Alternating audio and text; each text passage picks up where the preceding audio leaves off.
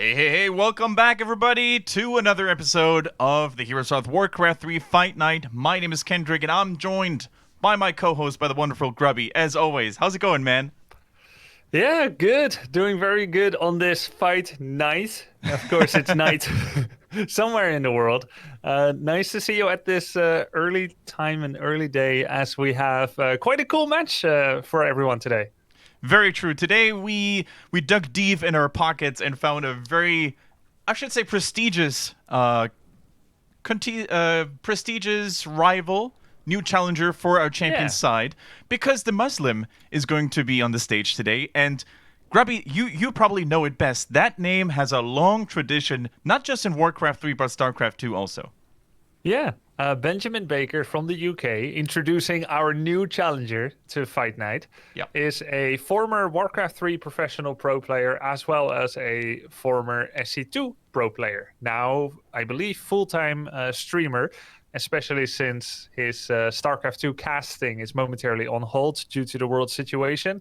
So he's a streamer, a caster, ex-pro player, and he plays both games at very high level right now. He recently-ish started playing Warcraft 3 again, and he has been, I don't know if he's right now, but he has been rank 1 of the W3 Champions ladder for quite many days by now after the season reset. So is there anything this man can't do? I saw in his match history, many of his losses came from Undead, but he also has beaten many Undeads, including SyDe. So it should be a really close match, Kendric. Yeah, and I had the pleasure of talking to SyDe before this match started today. And according to him, his win rate against DeMusliM is around 50%. So if everything goes according to plan, guys, we're going to have a packed series with many, many matches to come. And these players have been kind of populating Heroes Hearth on the YouTube as well, because without me knowing or without me paying attention to it, the last replay breakdown that SyDe did for the channel was against DeMusliM too. So he picked one of the matches where he played against him. So that was before SyDe knew that he would also face him on the fight night. So it's all about these two today, guys. And a little side note as well for all of you World of Warcraft fans out there. DeMusliM recently joined Method, which is a very big organization in that game, and is currently branching out in all sorts of different titles. So congratulations to him for that big step as well. Yeah, I saw that in his name. Big development as well. Hopefully they end up promoting him a little bit more as well, since he is rank 1 on the Warcraft ladder right now. Yeah. It would be cool to get some cross promotion with those World of Warcraft boys. Maybe he'll start playing some WoW, or maybe they just let him do his thing. I don't know exactly what. But what is for sure is that these guys are going to be playing a best of 7 in the Undead versus Human matchup. The winner gets $200 and stays on until the next fight night. And the loser still gets $100 as well. And this is a special fight night. Not only is it one of the first best of 7s, but we are celebrating our 1-year anniversary with Fight Night. That is very true. We've been doing this for 1 year now, guys. If I remember correctly, the original flyer showing Grubby and myself for the pilot episode of Fight Night showed April 19th. So it's as close as we can get to a full 365 days anniversary. So thank you guys for your ongoing support. Thank you very much for watching us, 2 weeks after 2 weeks. And I think the show has come a long way, Do you remember what our very first match was, Grubby? Was it... No, I don't remember. Was it Kiwi versus... Almost. Kiwi, I think, was in match 2. It was Hunter versus in Super Bowl. Hunter in Super Bowl, yeah, cool. So we've come a long way. We've come a really long way. Both players, ironically, currently not very active or semi-active. Hunter has recently shown up again, but I'm not sure, or we're not sure if he's fully committing to it again. And in Super Bowl is kind of like a submarine, coming up and down as to how the tide goes. But yeah, we've come a long way. Ever since then, we have gradually stepped up the level of skill. I feel like the games have become crazy close and crazy high class. And we're super excited to basically do this for you. Hopefully many, many years to come. And yeah, today, best of 7. Grubby mentioned it. Before we go into the first game between DeMusliM and SyDe, just a quick explanation on how the system goes. Also today on our 1-year anniversary, of course, we have the bounty breakdown here coming in for you guys. So every donation, every Twitch bit cheer that you decide to drop on the stream while it's live will be split equally between Challenger and Champion. Together, that accumulates 60%. And the remaining 40% will go to casters, production, and everyone else involved. So it's a really nice way for you to support your favorite players and the production crew of Fight Night together. But yeah, Grubby, what else is there left to say? Should we dive into game one? Yeah, let's jump into it. That is so exciting, man. Are ready. Both players are streaming this as well, so you can get some personal POVs if you would like to see. Give them a follow on their stream if you like their play.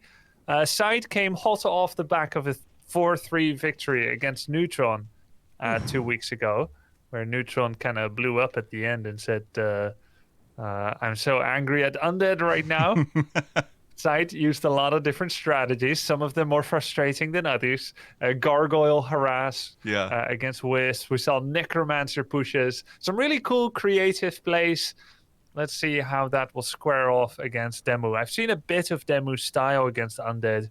There's a good measure of Rifleman, one-base plays, but there are also Steam Tank plays and Knight plays. So he's quite diverse. Both players are ready.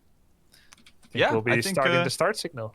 Players are ready, and I'm super excited. Yeah, sometimes, when it's really quiet and dark in my apartment, I can still hear a distant echo of Neutron cursing about gargoyles. So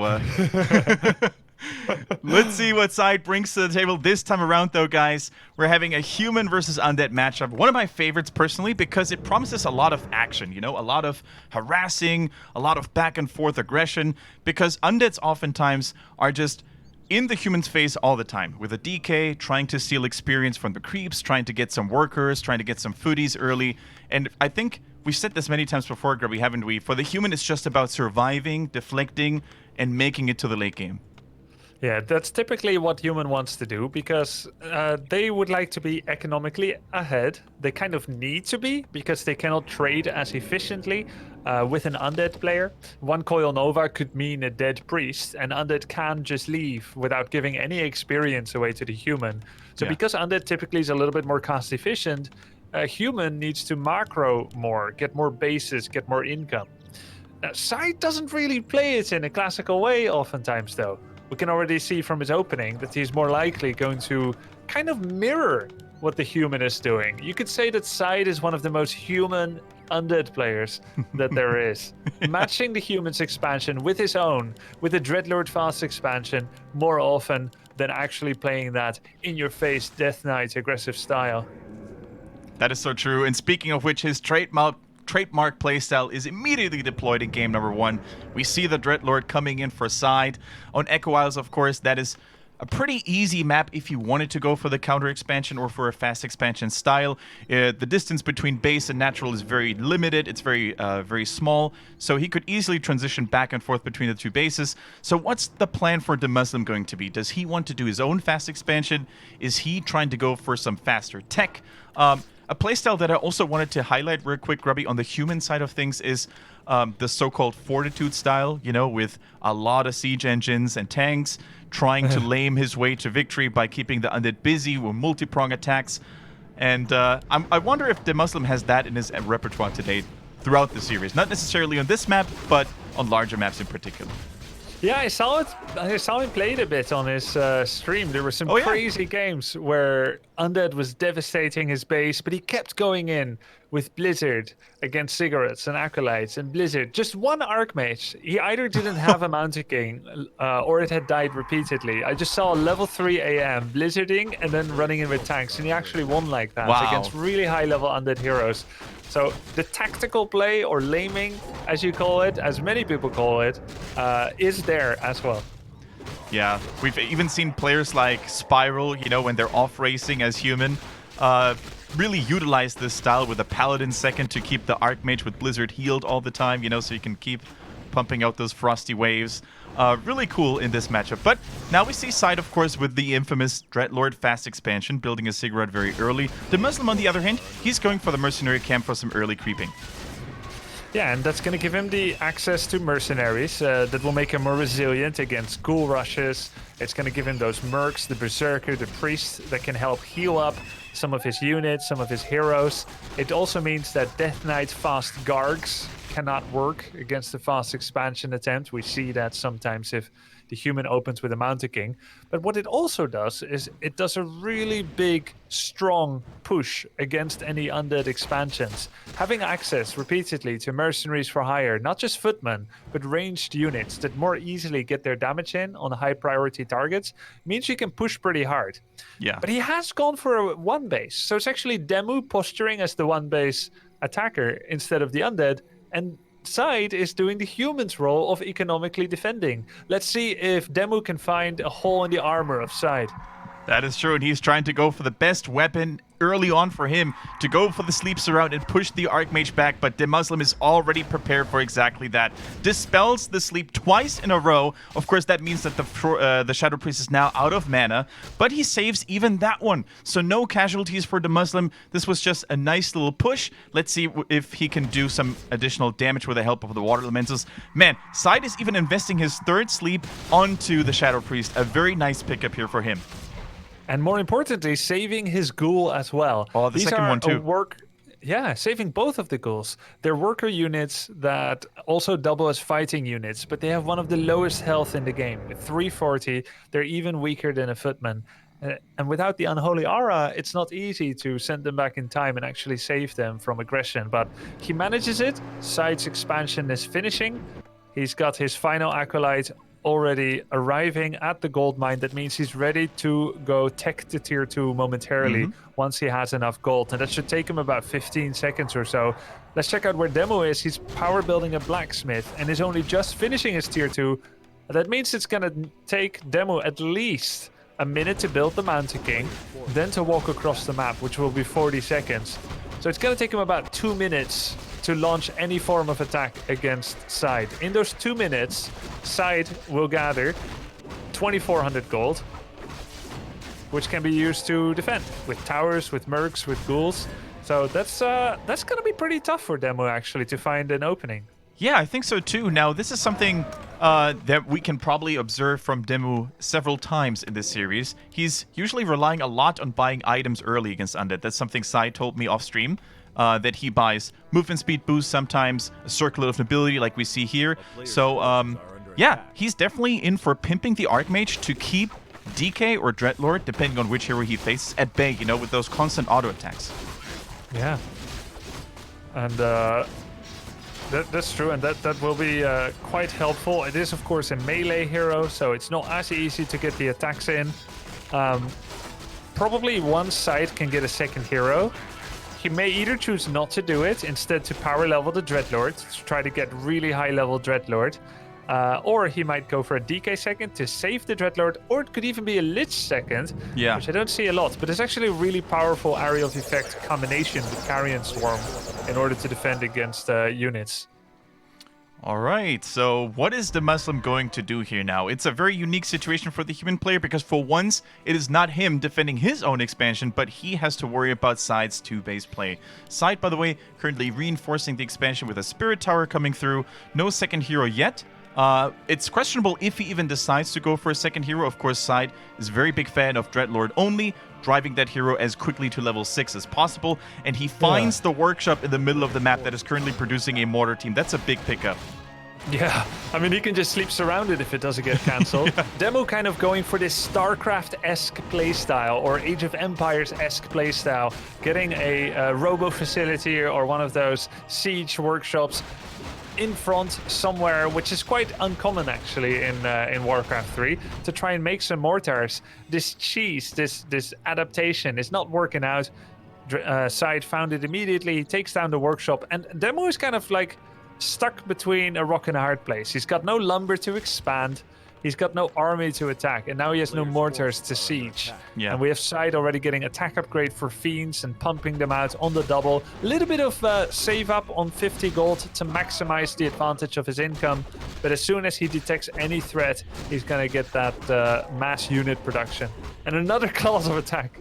Yeah, I was gonna say, Grubby, if only there was a Lich right now, that would be a very happy range hero for sure. Oh, and he teleports to the Skelly in the human's base and causes a little bit of a slaughter in those worker lines near the lumber deposit, man. Such great damage dealt here, and I think there's another one where that came from. Let's see if DeMusliM has the reaction time. Oh no, it's a disaster. That's 1, 2, 3, 4 workers dead so far. And no reaction by Demu whatsoever. Those skeletons are going to slaughter even more peasants. He's already down to 12 lumber. He has lost already a total of 7 peasants. There goes number 8. There are 3 left with more in production. And Demu is kind of applying this principle called ignore the little things. The only problem is these little things are really big. And they can certainly accumulate into one gigantic problem, because DeMusliM right now, you can see it on your overlays, guys, 22 lumber. And that's it. He's going to have to reproduce a multitude of workers. The lumber mill only now standing, so that's going to help a little bit. And he's continuing to build, or to train rather, some mortar teams. So when is the big attack coming? It looks like he's mustering his forces right now near Side's expansion, and he's coming in. Water Elemental first to soak up a little bit of damage. He sees a Fiend, doesn't surround it though. He's going straight for the towers. That is the one bulwark that he needs to get rid of if he wants to make a stand here. Ziggurat is getting attacked here, the Spirit Tower, but it is being repaired by 3 Acolytes. The Footmen try to go for them, but regen rate is quite high. And he cannot even burst through the Spirit Tower when the army hadn't even arrived yet. And now it's here, and it's swarming in from 180 degrees. Ghouls, fiends, mercs are being brought about to bear upon DeMuslim's army. Yeah, and the Death Knight, of course, now in the fray as well, so we even have healing if the Dreadlord needs a little bit of extra aid in combat, or if you just want to execute those priests in the back because you have nothing to worry about in the first place. The mercenaries are reinforcing Side's army as well. We see Fiend transition, and look at all those ghoulies probably just waiting for the right time to strike. Is tier 3 here, by the way? We're going to take a quick look. No, not yet. So Ghoul Frenzy will be the massive peak of strength when these ghouls are ready to be unleashed.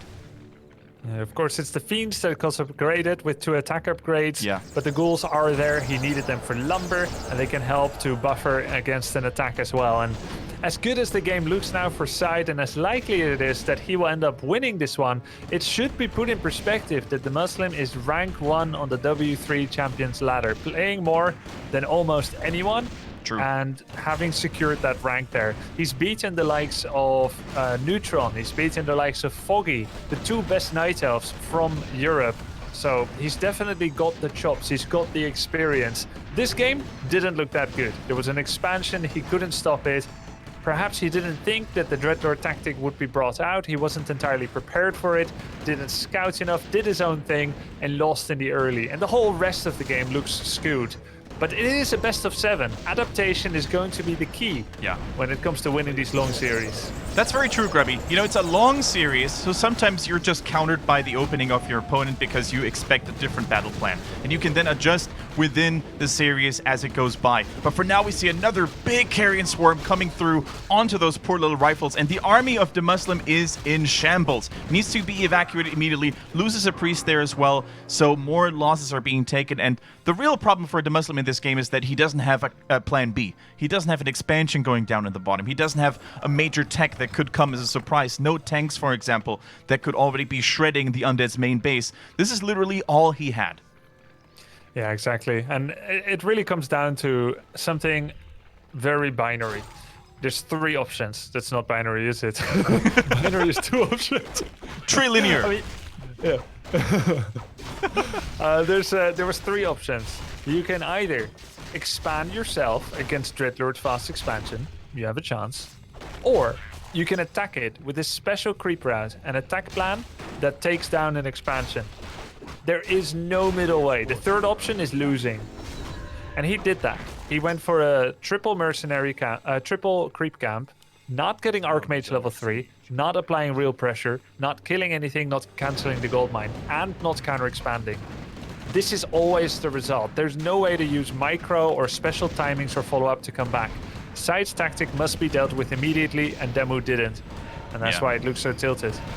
Yeah, it looks very helpless, very one-dimensional, the play from the human players so far. And look at that Lich, by the way. He is jacked out to the max, triple claw and orb. He's going to do terrible, terrible things to the human army right now. Nova coming through, Carrion Swarm on top as well. The ghouls are flanking from behind, and the fiends are dealing the damage from the front side of things. For now, the human is holding, though. They're fighting on multiple occasions. Level 3 for the alchemist, healing as much as he possibly can, but is it going to be enough? I highly doubt it. I think after this fight, we're going to see DeMusliM tap out. SyDe is just everywhere, getting level up in kill after kill after kill. Only the heroes left now for DeMusliM. GG coming through, and our French champion from last time is reigning supreme so far. 1-0 to SyDe. And DeMuslim's biggest fan in the Heroes Hearth chat says, DeMusliM is doing a warm-up. That's all. It's just stretching. It could very well be true, you know. It could be true. I mean, in a best of 7, you're just trying things out. You have the time. You have the number of games. Sometimes, like I said earlier, you're just getting blind countered because you don't expect your opponent to do what they're doing. But from now on, you know, DeMusliM has received this warning shot. You know, SyDe is here to stay. And he's here to bring the Dreadlord. He's not afraid of it. And let's see what DeMusliM is really bringing to the table now in Game 2. I'm super excited to see that. And you brought it up, Grubby. He's looking very strong in the Champions ladder, War 3 Champions. Have you had the pleasure of facing him so far? I have, and I believe I've lost either 1 or 2 to Demu. One was on the map where we're going to right now, which I thumbed down the next day. Terenas stand. Terenas stand. Oh boy, here we go. My most recent game against Demu was a loss. Demu went for Mountain King fast expansion into Griffins, a style that we barely see anymore, but no one told him that. And it was very meta between 2005 to 2012. Mountain King Mass Griffins. It's something he could pull out against SyDe as well. Actually, Mountain King first has both advantages and disadvantages against undead players. So let's see what he does. It's true. Do we have a game name? Ah, okay. There we go. Yeah, Grubby's our dedicated hoster today. Thank you, mate, for taking that over. My pleasure. My pleasure. Let's see if it works, the joining. Speaking of the W3 Champions ladder, by the way, Grubby, I'm not sure if you saw my tweet, but I had a terrible nightmare 3 days ago or 2 days ago. You want to know what I dreamed about? I dreamed about playing against me. Yeah, I dreamed, guys. I dreamed that I finally had the courage to go there and play my first ever ladder game. And I faced Grubby while he was streaming, and he was dismantling me, mocking and taunting me to the ground, so that I would never touch the game again. And I woke up sweating and trembling. I would never do that, man. I always play my best against all my friends. That's true. Ready? Ready, I think. Yeah. A little bit of bonus information for the fans out there and for the viewers. If you're interested in some POV, player POV, both of them are currently streaming on Twitch. So if you look at the Warcraft 3 category, you should be able to find them very easily. And it's a nice thing to do, really. So, yeah, feel free. Going to Terenas stand, Grubby. It's a map that is very highly discussed, I would say, amongst the player base. What are the ups and downs that speak for you to keeping the map in the pool? Well, it is different, very different from other maps, because it has 4 bridges, and that leads to different play styles. I would say the greatest advantage of Terenas stand is that we see the highest variety of starting heroes. Mm-hmm. If a human would ever open with a Tyrant hero, this would be one of the most likely maps, because it is very friendly to defend footman creeping, which you have more production space for, because you go barracks first when you go for an altar, when you go for a Tyrant hero. We see Warden first by Night Elf, Demon Hunter first, Keeper first, we see Possum first. All altar heroes start. And for Orc, it can be Farseer, Shadow, or Blade. And I've even done TC once in a show match against SyDe, which worked. Whereas Undeads can open with DK, with Dreadlord. We see humans opening with Paladin. There we go! There we go! Lich first. This is why Terenas stands. So sick. Lich first, ladies and gentlemen. That means we're definitely going to see aggressive play early on, potentially disrupting DeMuslim's creeping with Frost Nova. And I'm super excited about this. Grubby, you said it almost like the prophet that you are. We see hero variety like to the max. And so yeah, Lich first. Aggressive gameplay. Yeah, it's most likely not going to be a level 1 Lich rush, which we do see in Undead Mirror from time to time. Yeah. It's most likely going to be something that you said you saw at 120. I haven't. You have me at the advantage there. But I have seen it from Insuperable. Yeah. And from BG Lubber, the best Bulgarian player. So Lich first. Typically, you try to get Lich level 3. And then you get Nova level 2. Dark Ritual level 1. And I actually think that Nova level 2 is overrated. I think Dark Ritual 2 Nova 1 is actually super sick. You get so much mana from every skeleton. It's almost a Nova per skeleton. But besides that, this is the map with the most starting heroes because you can do this, what SyDe is doing. And he failed it! Oh no! Oh no, he moved his Lich too quickly. He was supposed to get the Lightning Shield self-casted on the Lich. Now it's going to take so much longer to do this creep count. Yeah. That's not how he wanted the game to start. DeMusliM is ahead without even knowing it. Yeah, indeed. He even gets a scouting acolyte. Not even that little fella could be evacuated. But like you said, with that frost armor everywhere right now, that slows down especially the melee units so hardcore. He finds, what did he find actually? Invul Potion. That's at least a good pickup. Certainly not too shabby. And let's see what DeMusliM came up with. Even item actually, both with a greater Invul Potion. A nice item overall, I think, for DeMusliM here with the Mantle of Intelligence as well. Yeah, that's a big deal. And I think, to be fair, for SyDe, Invul Greater is, I think, the second worst item that he could get. The worst would be Scroll of the Beast, because he's simply not relying that much on army right now. And best maybe Mana Potion, Greater Mana, and then Greater Heal. At least Greater Heal restores the health of a low Lich, whereas the Invul just stops him from dropping low for a bit. So it doesn't actually offer any value, so long as you're also using units, because those units can also get hit. Oh, wow! Nice steal! A little bit of a comeback there for SyDe. Indeed! A nice chunk of bonus XP on the Lich here, and like we said, his level 3 is going to be very meaningful. Look at the body blocks coming through, by the way. Priest, cuddling and tugging in here with another Priest coming through. The Nova finishes it. So nicely done. This is already a big deal. So much investment, all for naught for DeMusliM. And also lost, of course, the XP, like we mentioned earlier, is going to lose a worker. SyDe is doing a wonderful job splitting his forces, skeletons on the bottom, ghouls on the top, dealing as much spread out damage as possible. But let's be fair here, the skeleton actually gave Archmage level 3, there's big water elementals now, and SyDe doesn't have nearly as much mana as he should because of his foibling on the first creep camp. He had to use 2 Novas to creep. Normally he comes in here, he gets more Novas. He killed only a single peasant, and that is a very, very good result for human. They always budget for more peasants. They are the not so important lower class that are easily replaceable, and he's making them on the double, and he's getting his expansion very, very easily.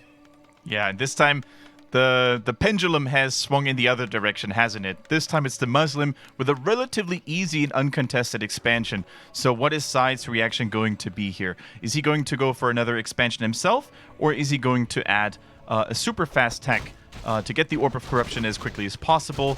And it looks like he's creeping for now. Level 3 is of such great importance, like we said earlier, guys, for that Lich. Whether it's Nova or whether it's Grubby Special for the Ritual level 2. We're going to see what he comes up with. He needs to get that level 3. He can actually get it from the level 111 camp on the left, but it's too far away. So he's going for his natural, which is also the higher price. But little does he know, he's getting creep jacked right after using his Nova. He needs this Priest for level up, does get it. What's the item? A Claws of Attack +9. That's really, really respectable and useful for the Lich. Yeah, and he has no love, no compassion really for that ring. He dropped that over a Rod of Necromancy or something else. Maybe it was a panic click, so you could just get as much, or the inventory space as freely as possible, as quickly as possible. So here we go. He picked up the Claws, super important for him. Claws +9 is going to be excellent on the Lich. So let's see. DeMusliM, though, coming in like a wrecking ball with those level 2 water elementals. The ghouls stand no chance, especially without the healing. Did he actually destroy the ring? Yeah, he did. He doesn't want to pick it up. He's got no space, no patience for it either. I think between the gauntlets that the Lich is carrying and the ring, the gauntlets is actually less value. But yeah, agreed. He was in a bit of a rush. True. Now, Lich coming in, has a single Nova. Arcane Tower will zap him of the rest of his mana, but that's okay. He doesn't have a lot. He's just going to keep auto-attacking, most likely. Not a very good Nova, hitting only 2 peasants and killing those 2. Here we go. By the way, we see 2 workers dead. And no more juice for another one, so he's just going to try to do it with a couple of skills. Gets 3 times the charm, but DeMusliM is already on the way to protect his base. DK now on the way as well for the Undead side. Let's see, tier 3 immediately incoming as well. So the super quick tech is exactly what we suggested. Yep. I want to point out something that happened just now. The Archmage has a Staff of Teleportation, and it's on a 60-second cooldown. Got cancelled, or did he interrupt it? So what I think happened is, if you see where the army is on the right side, the blue army, and the Archmage is on the left, oftentimes players will have their entire army in one control group, and when you staff with Archmage while being in a group with footies, and you then give a move command, the Staff of Tele does not get interrupted, because he's part of a group and the game allows you to not have that be an interrupt. So that's a common move people do, is like, okay, I'll staff my Archmage home to defend, and then I'm going to keep moving my army. But I think what happened is he split his army before that. So the Lich was in control group 1, and then the Archmage was in control group 1, the army was in control group 2, and then he actually... Is this going to be a steal? Let's see. Wow. He actually got the XP with the DK item. Still on the floor. Oh, he bought the Zeppelin away, though, so the DK couldn't bite, and the DK means now is going to fall, so he died for his outrageous positioning. But overall... Yeah, But overall, I think this was still a valiant effort, right? So many footies killed, experience stolen a little bit, and also forced Demo into buying a Zeppelin that he may not even have wanted to buy in the first place. So he spent a little bit of extra resources. Oh, and look at this, Grubby. Look at the towers at the expansion of DeMusliM. He's gearing up for the defenses. He has an Archmage, he has a Zeppelin, and if he retrains to Blizzard, we know what's coming. Yeah, that's... I mean, he's going to try to stop a destroyer push. A funny fact, by the way, the Muslim's Boots of Quel'Thalas he had no space for it, and instead of dropping a class +6, he consumed the greater invulnerability to pick up the Quel'Thalas. Yeah. But SyDe got it. So, like you said, DK died, but level 5 went to SyDe, Zeppelin was forced, and the greater invul use was quote-unquote forced. So that was about as good as it could go for SyDe. Yeah. He's now going to make a destroyer push, 1 statue ready, second one coming, and those 2 destroyers will need to try and burst through the 6 towers that have now mushroomed up at the DeMusliM's expansion.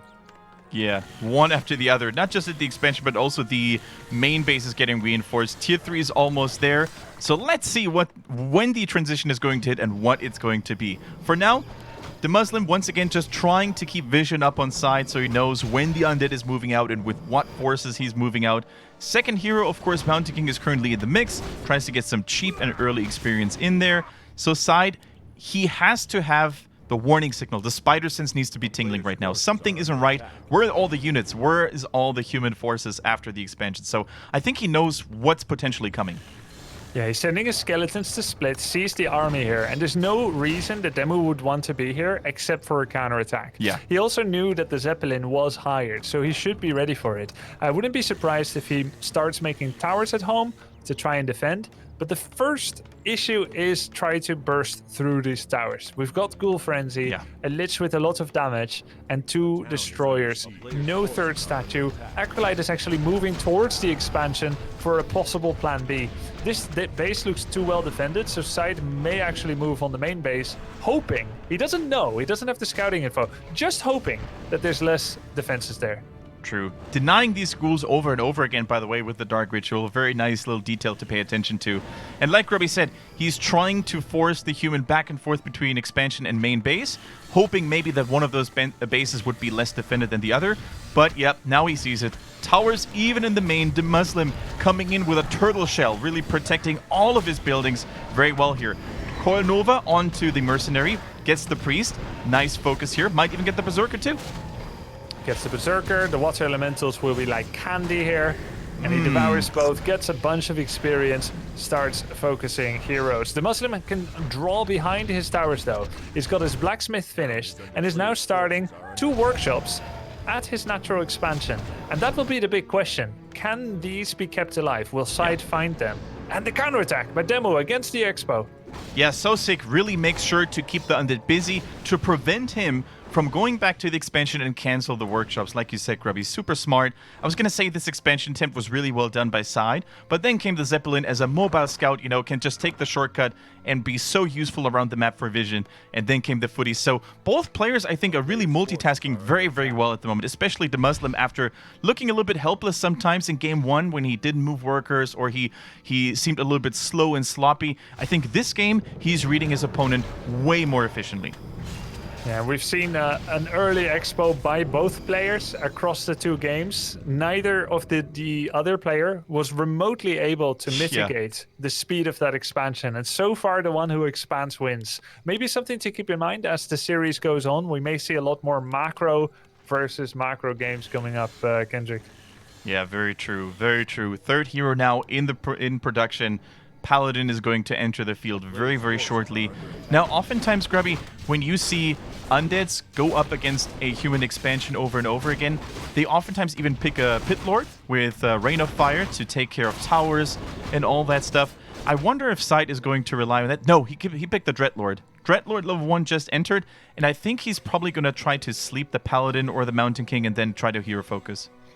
Yeah, sleep will be his first in order to maybe get that backdoor opportunity to cancel some staff, skill some heroes. But we should also not forget the option to pick Carrion Swarm 2nd and 3rd to deal with what he knows must be a mechanical attack. Either flying machines or, more often, siege engines. We have a double workshop siege engine play here, though. And the difference with that is, this isn't one of those dedicated triple workshop mass laming. Tanks, yes. 2 attack upgrades also, but now the Demu has switched to a double barracks play, getting his sword upgrades, and actually switching to a different playstyle, most likely going for full knights and flying machines eventually to deal with destroyers. Yeah. And I love this awareness, by the way, by SyDe as well, sending the 2 destroyers around the map as scout units. He knows exactly there's hardly any anti-air besides the water alleys and maybe the Archmage, so he can be very reckless with how he positions them.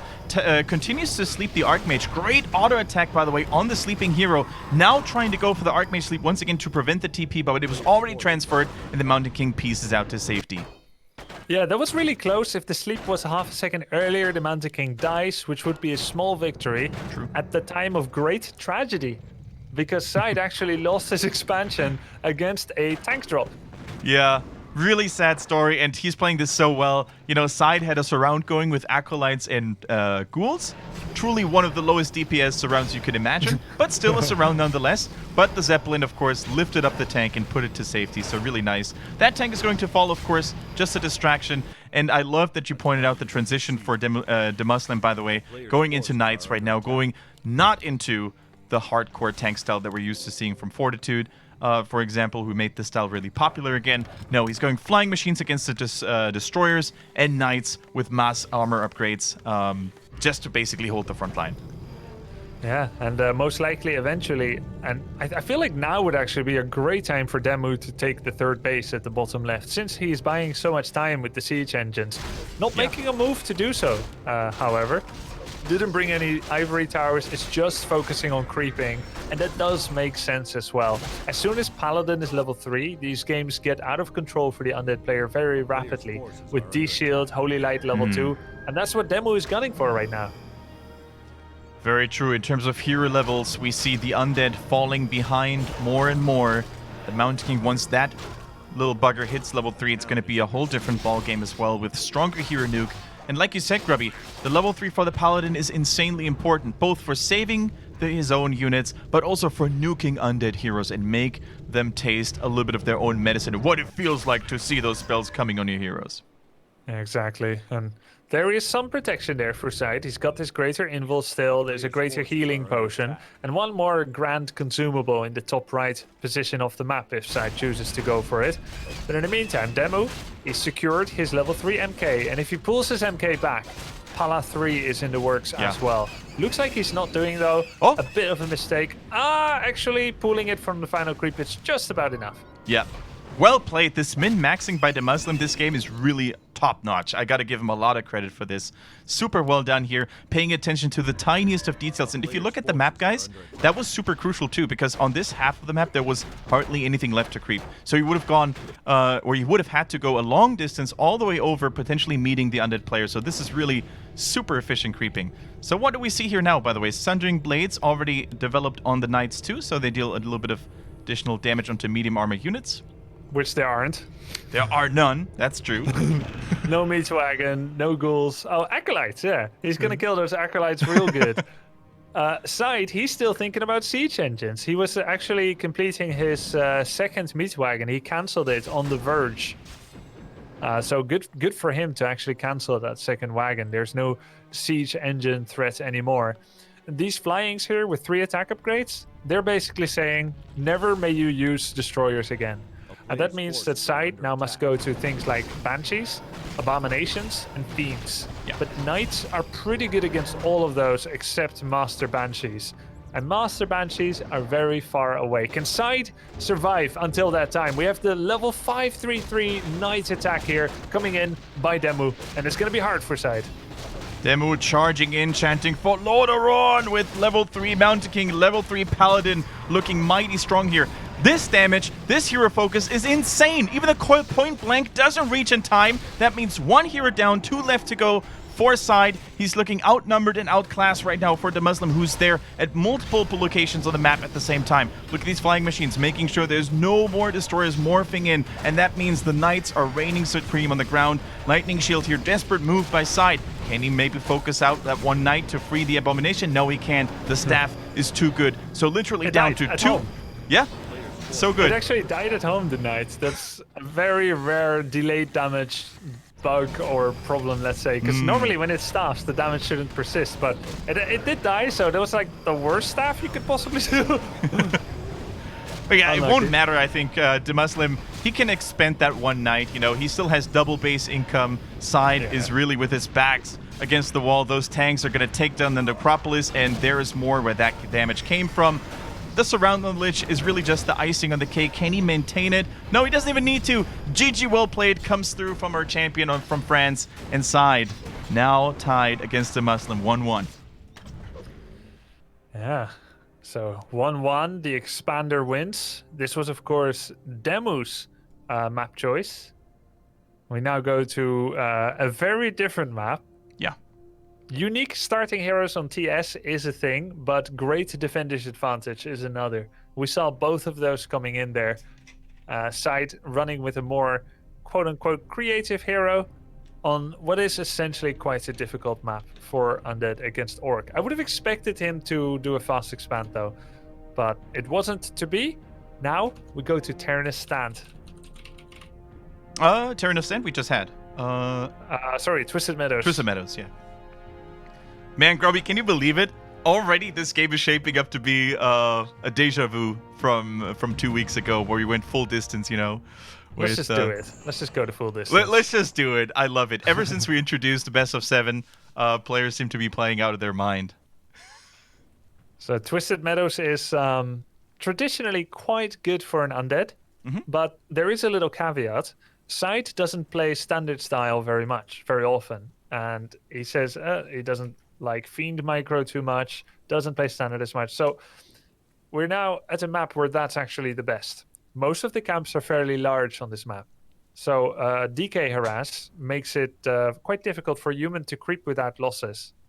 And what do we usually see? Militia creep on the 353 in the mid is always nearby for an opponent because it goes towards the mid of a map that is quite circular. Whereas the natural expansions, they're fairly manageable, but still, 5 creeps, not that easy to get there. And because of the distance, militia aren't valid. They aren't active for that long once you arrive there. So easy kills for peasants. Is SyDe going to actually go with that and interrupt an expansion, creepjack? Or is he going to say, hey, expander won so far, let's both expand? Yeah, let's see if the triumph of expansion continues. And let's see if SyDe falls back onto the Dreadlord gameplay or if he's trying out something else.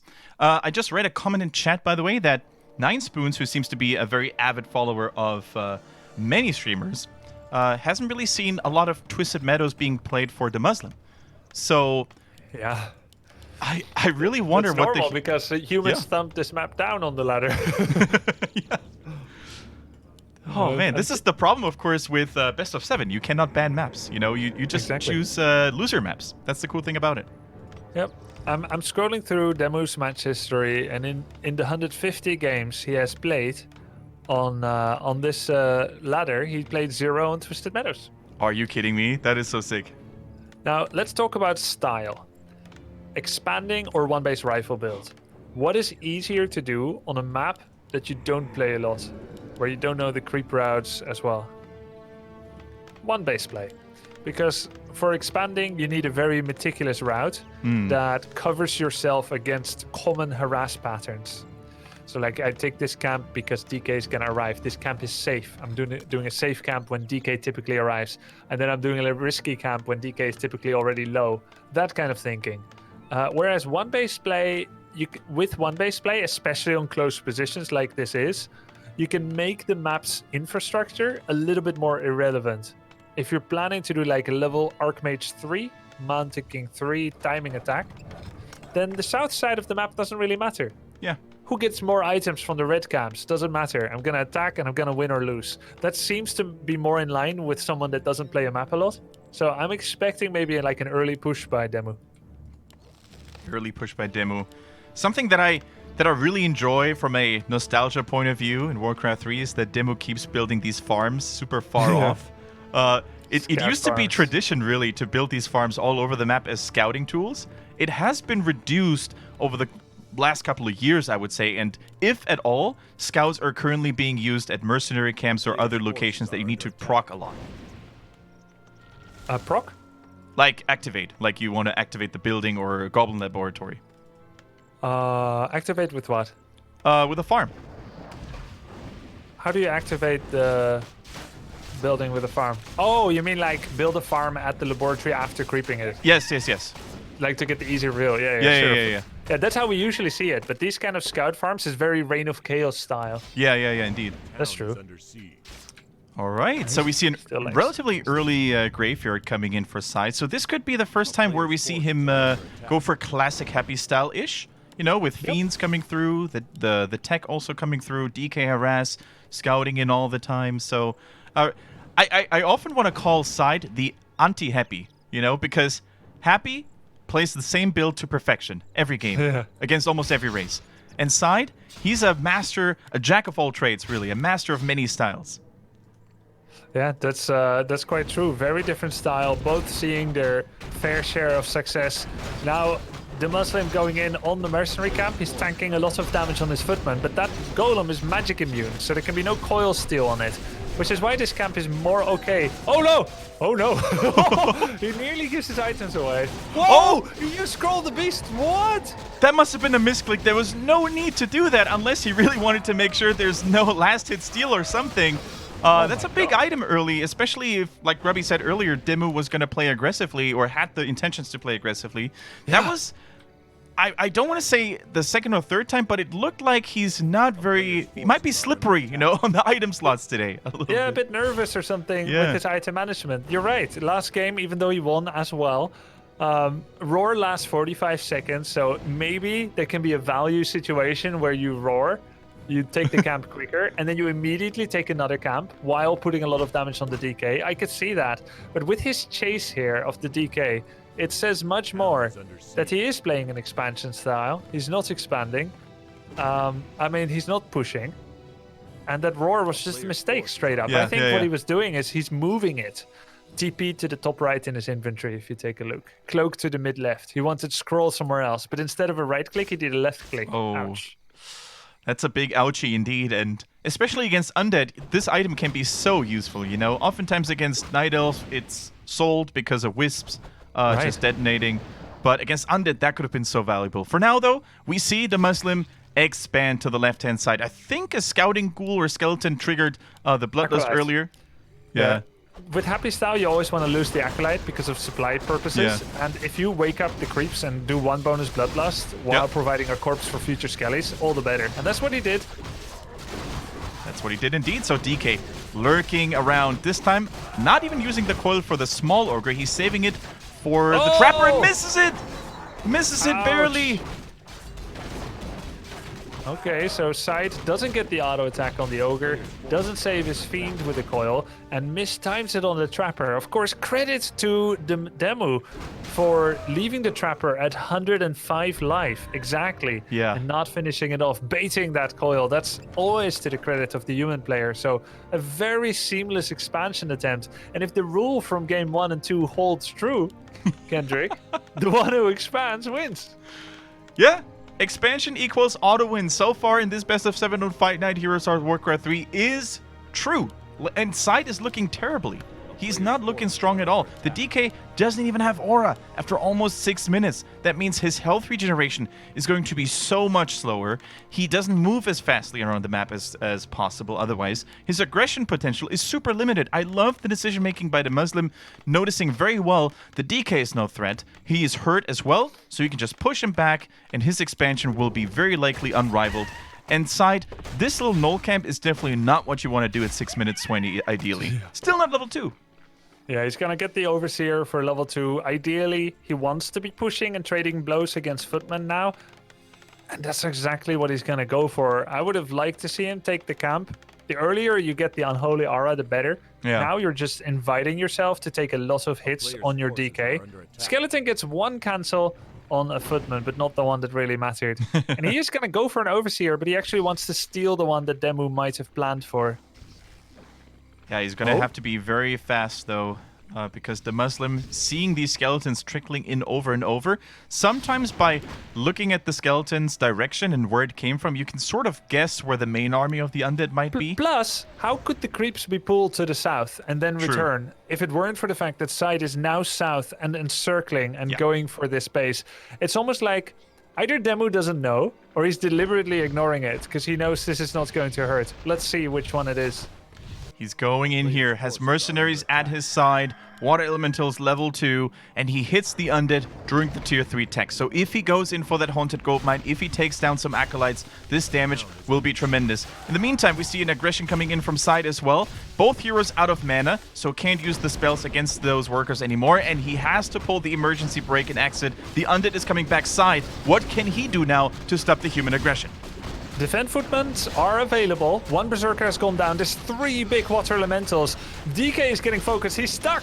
DK is stuck. He has no recourse. There's no way he can get to the shop. DK is going to fall. Demu knows how he can hurt SyDe. The Acolytes are no longer in threat, but the DK has gone down. It's not over yet. Many peasants were killed. Only 2 peasants remained at the expansion, but Demu shows no signs of stopping right now. Absolutely. Look at these tanky, sturdy little footmen with their shields raised up high. They don't care about the damage from the fiends, and they don't care about the damage from those spirit towers so far. Now, needs to be careful, though. These ghouls hunting down the Archmage, combined with the slows from the main building and the Nerubian towers, very strong. He's likely going to lose all those footies in exchange maybe for 1 statue, which, considering the fact that DeMusliM doesn't need those footies anymore at this point, is almost a worthy trade. Lich with Frost Armor, delaying this even further. Archmage is back, getting 1 worker, getting another ghoul here, crippling the income of resources even more. These footies are still standing. Yep, still going for another statue. 2 acolytes have fallen already. The Death Knight's only halfway back. Lich is dropping the Archmage quite low. He's delaying the TP for as long as he can. Actually, the projectile nearly hit him. And all the units get saved. They were close enough. Wow. Archmage TPing to the right spot as well. Regeneration scroll. Let's get back in there. Yeah, so much damage being dealt now onto SyDe's economy, onto his progress. The DK dying there was really just the icing on the cake, meaning that his already weak leveling and creeping process has now been halted even more. Tier 2 tech for DeMusliM is on the way. He might have forgotten about that a little bit, or he had to rebuild the economy XD expansion, so that one was at least stalled out a little bit. And look at this, Grubby. The turtling commences once more. Of course. You gotta. The only chance for an opponent to break you is a destroyer timing. Question is SyDe even gonna do that? Firstly, he needs a bit of gold from creeping. He only has a single statue, and he knows a destroyer push with 1 destroyer is not going to save his problems. He has 2 options: counter expansion or try to go for an all-in. But you can only go for an all-in if it's gonna work. Tower count matters, and he had no information until now. He's sending skeletons. and only then will he get info, and only then could he have made a decision to attack. That means that actually we know the window is already gone. 6 towers per base is too many for 2 to 3 destroyers. So every second that SyDe is not killing the main army of Demu or counter expanding is a second that the game is slipping away from his grasp. Very true. Found a nice item, the Flute of Accuracy, helping with the Fiend damage and the Lich damage just a little bit. For now, though, I think DeMusliM with his level 4 Archmage, soon to be level 5, by the way, is looking mighty strong. The mana regeneration, the mana items in general is top-notch. If there was a Mountain King second coming through, or maybe even a Paladin, these second heroes would greatly benefit for some item transfers. So actually, SyDe has decided to go for a push after all. Lich is almost level 3. There's no TP, but he will get the Pit Lord, who will cast Rain of Fire. Out of range of the Arcane, it also means a little bit less damage on the Peasants. Yeah, he doesn't hit as many towers as he could have otherwise. Less damage on the workers, like Grubby said. But this is basically more damage potential than he had in the previous game. But DeMusliM doesn't care. For every worker that he loses in his main base, he's going to take down 2 Acolytes if left unattended. And so, with these level 3 Water Elementals, with the Footies once again, and shield upgrade, he's going to cripple the Undead, who's already with one knee down on the ground, even more.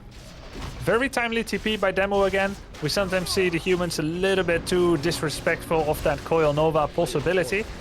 And so he saves his Archmage, buys another TP, gets the regen scroll, and continues to apply pressure with his footies. Meanwhile, Pit Lord has done another Rain of Fire in the main base. It is costing Demu a bit of income. This game isn't over yet. DK is 3, Lich is 3. And although these footies are providing great distraction, it's still free experience. And if there's one thing that human players have to pay attention to, it is DK Lich levels, and even the Pit Lord at some point. If you don't have a decent number of tanks and siege engines in time, the Undead heroes oftentimes single-handedly can deal with them. Yeah, exactly. That's true. Not the worst hero either against tanks. Both Rain of Fire and Cleave can deal pretty good damage against them. Cleave notably ignores armor of secondary targets. So if you have a high-level Pit Lord cleaving tanks, the second tank is going to take more damage than the primary tank, which is quite funny. Destroyer goes home to heal and defend against future water elementals. The side space is actually becoming pretty unassailable. If you put 1 statue, 1 destroyer, and 3 ghouls, the healing and the dispel that they do is enough to hold. And he can now start doing Rain of Fire Nova level 2. If he can cripple 1 peasant line often enough, it's like 1 versus 1 base. It's not unwinnable anymore. In fact, it's starting to look better and better for SyDe. I think so too. I agree with you, Grubby. And he's now really that thorn in DeMuslim's side. Haha, no joke intended, no pun intended. But he's going to take down worker after worker. He's going to inflict some annoying damage and also preventing the Mountain King from creeping, really. And unlike Destroyer sniped by the Archmage in the main base, 3 auto attacks, and now with Blizzard level 3 from the Book of Retraining. Ooh, that is so sick indeed. Does he have a Zeppelin or a Telestaff? Yeah, Telestaff is good, so he can go back if needed.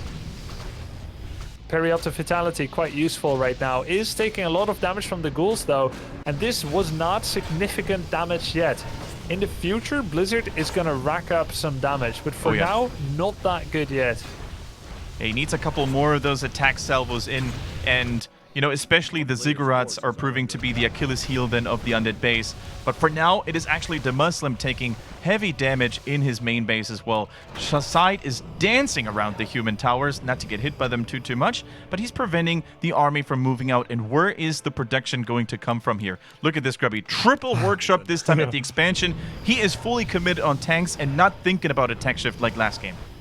Big difference though, this game and some others. No Goblin Shredder. 5 peasants on lumber in his main, in his expansion, 2 in his main. That's 7. Not enough to keep up sustained upgrades and siege engine production, as well as repairs.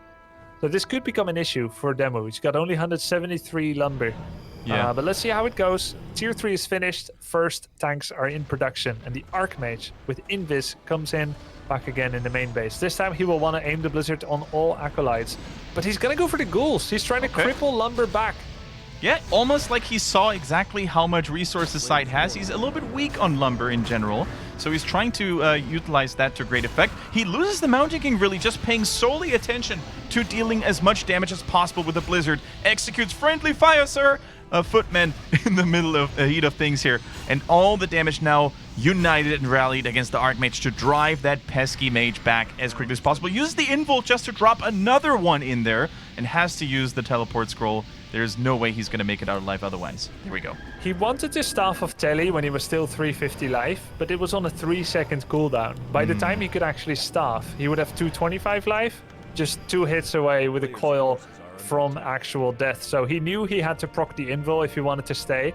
I think it was a wrong decision to do it, but he is trying to be so desperately trying to counter damage SyDe. Yeah. It's not really working anymore. SyDe is at 50 and very comfortable, dealing free damage. And he's already got a Meatwagon to pressure, even as 2 siege engines do trundle onwards towards his base. Yeah, and you know what? This disease cloud is already working as well from the Meatwagon. Oh. These workers are going to lose health consistently with the Rain of Fire and the Nova. They're living a very dangerous life repairing this building at the front.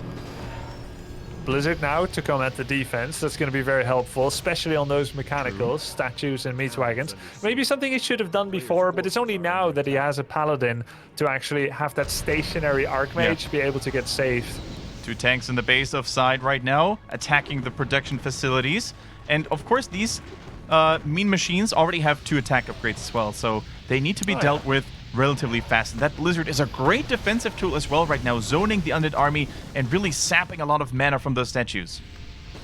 How many siege engines do we have in total? It's those 2, and he actually cancelled everything else. Yeah. All of the economy for Demu is going towards staying alive, repairing, and building peasants. So those 2 tanks, they kill the crypt, they're going to kill the shop, maybe a ziggurat, and then they're pretty much going to have been dealt with, as the Meatwagon is almost finishing at home. Yeah, the 2 tanks are going to be dealt with finally, but they did certainly get a little bit of damage done.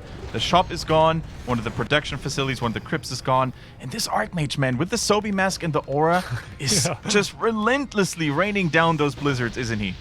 Yeah, it's starting to rack up a lot of damage. The statue already left, doesn't want any more of that. Meatwagon is getting more damaged, and you know it'll regenerate from Unholy Aura, but that's not enough to offset Blizzard damage.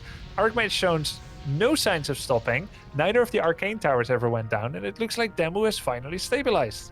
Yeah, that he has. So what is the next best course of action for SyDe? You know, his attack has been deflected. He didn't get as much damage done as he had hoped for. DeMusliM is back on 2 base economy. So what is his option now? In his defense, I think the hero levels are looking good, especially on the Lich. So close to level 4, which is going to be a massive level upgrade. So more creeping, better items, and potentially a sneaky expansion would probably be very advisable. Yeah, true. One of the really big parts of this whole push with the tanks is that it forced SyDe to go over 50 food. And now he's getting to pay upkeep, so at 54, he's like, all right, I better just make that Acolyte to go over 50 right away, try to consolidate my economy with an expansion, and then ideally he will have to keep finding DeMusliM somewhere on the map to prevent him from really getting a grip on this game in terms of hero levels. Look at MK Impala, so pathetic.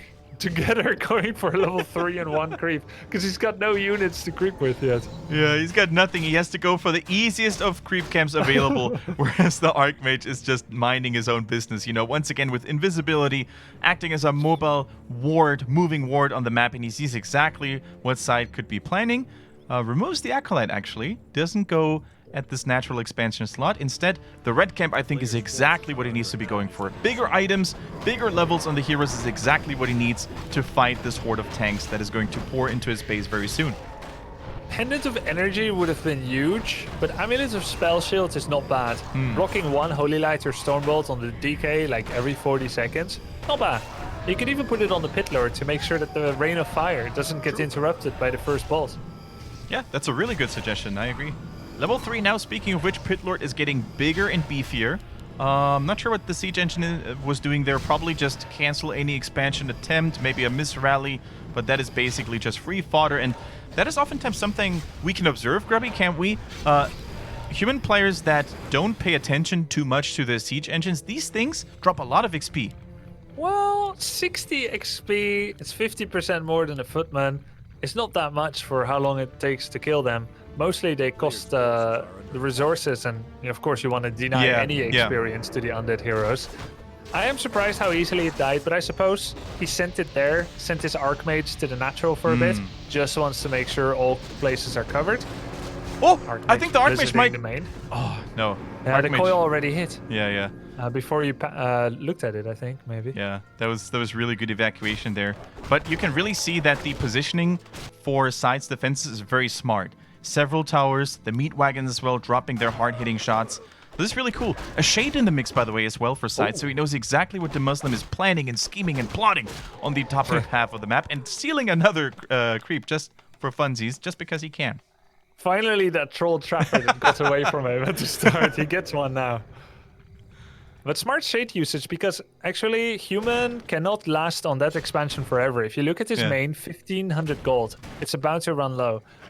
And so there's always that third base attempt by human. That's what SyDe was going for. He says, eventually I'll get my second. But so long as you don't get a third, that whole delay is fine. Yeah. Because undead heroes right now are more developed than the human heroes. So this is a very important cancellation. And that's going to force Demu to deviate to another position, possibly the bottom left red camp. But not if SyDe can help it. And you know what, Grubby? What I love about SyDe's decision here is the fact that he built a shade. Because DeMusliM consecutively has gone in with an invisible Archmage. So having this little detection source floating around the map is super huge to know when the Archmage might enter the base. I wouldn't even mind if he was going for a second shade, and he does exactly that right now. And maybe position it in front of the Black Citadel somewhere on patrol, so he knows exactly when that guy is coming in and gets slowed before he even hits the Acolytes. You can even staff the shades if you put them at like expansion, so that's pretty cool. We'll actually see some siege engines intersect with the undead army, but SyDe is going to ignore them because he already knew this red spot is the next point where Demu might want to go for. Quick Divine Shield. Again, credit to Demu for not underestimating the Coil Nova nuke. Doesn't last too long though, and eventually there will have to be a Staff of Sanctuary to save one of his heroes. Definitely true. Nice body blocking there. Wiggle, wiggle, wiggle, baby, with that Fiend forcing out a staff. And yeah, that's a valuable cooldown there indeed. So Mountain King in a little bit of pressure. And Grubby, I gotta say, with this expansion now almost fully running on the bottom right, SyDe is looking very strong right now. Those heroes alone are basically a game changer. Yeah, that's true. And the mines are about to run out. 500 in the main of Demu. That's another big Rain of Fire with Nova, possibly. The Nova's that worker line. Boom! 4 peasants down. That's a big hit right there. But there are 4 siege engines coming to the expansion. 3, actually. Wait, where did the 4th one go? Looking at the main base. Not sure. Oh, bottom left. Looking at the creep cam. Yeah, and even the Archmage coming through here with a Blizzard. Nice transition, nice teleportation there. And this base cannot be saved. And we said it earlier, it looked nice for SyDe because he had that expansion going, but nice counter-strike really for DeMusliM. Even saves the one unit there, beautifully done. So yeah, these meat wagons are going to fall. Those are expensive and precious units. Nice micro, saves them for now from the Blizzard. And these siege engines have been dealt with for now. This is actually really well done and important for Demu because the game was slipping away from him. The only problem is, besides his tank getting chased by creeps, almost. The only problem is he has not secured for himself an expansion during this.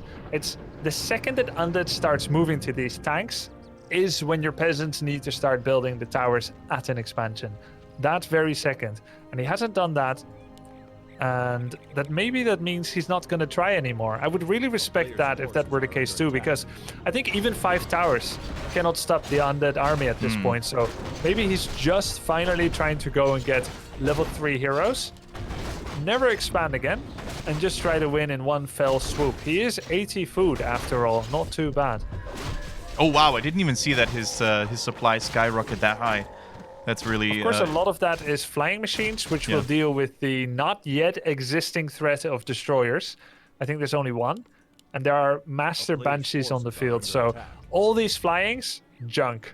The remaining siege engines, junk. He's got 1 siege engine, maybe like 10 flyings, and he's still got like 20 peasants almost. That's all kind of junk. So his really cool looking 74 food, realistically, is 3 knights. And these 3 knights are likely going to switch master relatively soon if more and more banshees go through. They're gonna turn their colors to red. Oh, wow. This game is so interesting. This is probably the most equal-looking game that we've had so far. I like the fact that DeMusliM's tank was scouted immediately and spotted by SyDe. He's even using acolytes right now to bar the way. You shall not enter here. Let my master have this expansion. Really cool little detail. And here comes the army. The undead forces trying to make a strike, trying to pierce through the defense. Oh, no. Going for the production facilities might be exactly what he needs to do. Demu lost the knight to creeps because of the multitasking. Oh boy. Yep. That's a big loss. That was 1/3 of his 74 food army. Okay, Banshees in Tau, Grubby. Banshees are here. Their mana count doesn't look that great just yet, but there are statues nearby as well. So that's yeah, great. Both have enough to possess. He has 2 Banshees. There are 2 Knights. So that's 2 Knights Perfect plus match. 5 Fiends and 2 statues against nothing. But Demu does have Furbolgs. So he can summon 3 Mystic Stone Furbolgs to fight for him. That is so sick. I haven't seen this item in a very, very long time. Talisman. Is it called Talisman of the Wild, I think? No. Talisman of the Wild is actually even better. It creates the level, as far as I know, unless I'm wrong, but there is a Furbolg item creation. Oh, the big Furbolg champion, or I think it's called. Yeah. It does War Stomp, it has Command Aura, it does Chaos damage, obviously. So good. Oh man, Claws of Attack plus 6. Don't forget about them SyDe. They would have been juicy on the Lich. He doesn't see it. Both of those players, guys, we have to protect them a little bit against... away! Sorry, flying machines are attacking. Yeah, we have to protect the players a little bit about or against criticism right now, because this is as late game and multitasking heavy of a game as you can imagine. There's bases all over the place. There's movement. There's mini-map observing. Your eyes have to be at so many places at the same time. It's actually the highest art of Warcraft 3, I would call this right now. And look at Demu. He's going from one island to the next one with the help of the Archmage, with the help of a couple of knights to tank this. He's just taking down Granite Golem after Granite Golem. Yeah, maybe he should even use a Furbolg to creep them. He lost the knight on the previous one. Better summon one of those. He would have loved to have Water Elementals, but he had already rescaled, of course, to Blizzard, so he doesn't have the benefits of their help. Yeah. Expansion is going through, though. It's still working. So many flying machines and tanks have died in the process so far. SyDe. There we go. Furbolg. Yeah. Oh, you're right. It is called Talisman of the Wild. Yeah. So the other one, I don't know, has a different name. Oh, that's a good one. Stone Token. Whew. That's a lot of summons coming through right now, and there's no destroyers, obviously, because of the respectable numbers of flying machines, and the golem can't be dispelled anyways. Yep, that's true. And then we have Stormbolt double stun together with Bash triple stun. We do have the token that prevents one spell, the Amulet of Spell Shield. Someone in chat is actually wondering why there's no big level 10 dragon. You are right, that's how it used to be, but 2 years ago, because of an exploit with the dragon where you could actually bribe it to attack an opponent's main base, because of that exploit and how difficult it can be to change the AI in a game, Blizzard instead decided to remove the dragon and replace it with the Granite Golem level 9, just so they don't have to deal with trying to fix the AI on that level 9, on that level 10 dragon. Oh, those poor workers. 5 little peasants in a Zeppelin, and that one got webbed. And now the precious Fright is no more. A sad life, a sad story that will be forever Not as sad remembered. as the Furbolg at the top right. Had he created 2 Furbolgs, they could have started a mini colony, but with one, it's just so little options. Except if both of them had been male or female. Yeah. I mean, I don't know. Furbolgs could be androgynous for all I know. They could be all sorts of things, that's true. All right, and when do we get to see... When do we get to see people sniping expansions on the islands here? We haven't seen this on Twisted Meadows in a long, long time. I certainly can't remember ever seeing this on Fight Night. So this is really cool. This expansion, of course, has served its purpose, keeping the undead distracted. And here we go, sending in those units on side second base. Oh, that means he can't even take down the main building. So just a couple of towers here. Doesn't even get the job done here. Yep. So, okay. Acolytes dropping low. Blizzard actually taking a lot of names. 3 Acolytes have gone down. 4th and 5th. That's a 5 Acolyte kill. Mountain King survives. All the Knights survived. No possession was cast. And Flying Machines mostly survive as well. So that's a nice big reset for Demu, and Archmage is getting closer and closer to being able to do all this without spending a town portal scroll every time. He's almost level 6, where he gets mass teleport. Would be very strong for island-based play, but Demu has run out of steam. He's at 46 food. The main base on the island remains, but he needs more islands. 5 peasants once again. They followed the Zeppelin. They heard about the failed expedition of the previous Zeppelin. Still bought their tickets on this one and are off to greener pastures. Basically booking a stealth Zeppelin. We can't even see it right now. It's completely hidden and under the radar. Yeah, it's pretty sick actually. Sometimes I lost one there, could barely reach it until like you move the camera in super janky ways. Yeah. Like actually, if you press delete key to rotate, it's so easy to see. But yeah, you need to press delete. Yeah. There we go. Hey, Delarock, thank you for the big cheer. 1,503 of my favorite people in the world in the same place. Kendric, Demu, and Grubster. Hype. Thank you very much for your big contribution, Delarock. Of course, we can mention this now while there's a little bit of downtime between the two players. Every donation, every bit cheer during the broadcast will be put into a big prize pot, and 60% of it goes to the players. The remaining 40% go to production crew and casters. So thank you very much for raising ours and the players' paycheck and supporting the format, supporting the fight night. More creeping from Demu, very wise. Gives gold, gives items. Shades, though, see everything. Another clause of attack. This one does get picked up. And in come the Banshees. Keep in mind that after... Oh, there we go. Amulet of Spell Shield. Didn't feel a thing. Keep in mind, after possession starts on a knight, you can still staff it. It's not the end of it.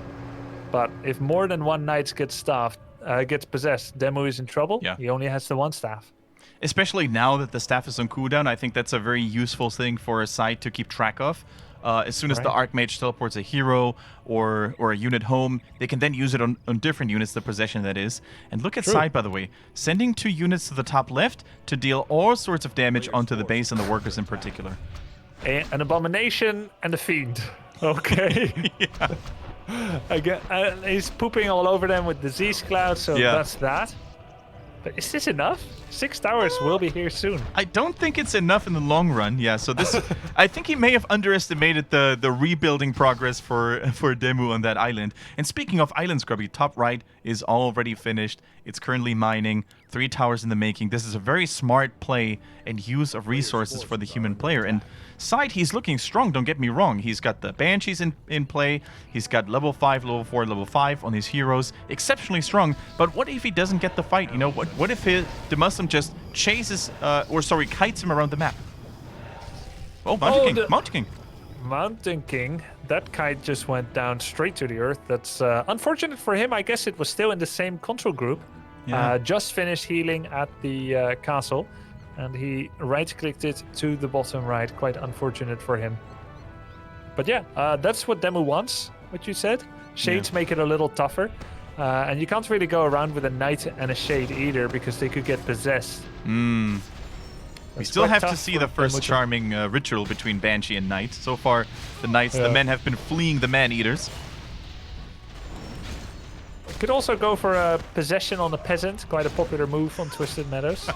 Yeah, why not? Oh, whoa, that was close. Oh, that was very close indeed. And DeMusliM showing no chills here whatsoever. Even uses the staff first before a panic TP. Yeah. And I think panic TP was definitely in order there. Nice healing from the Paladin once again, by the way, keeping his first hero alive all the time.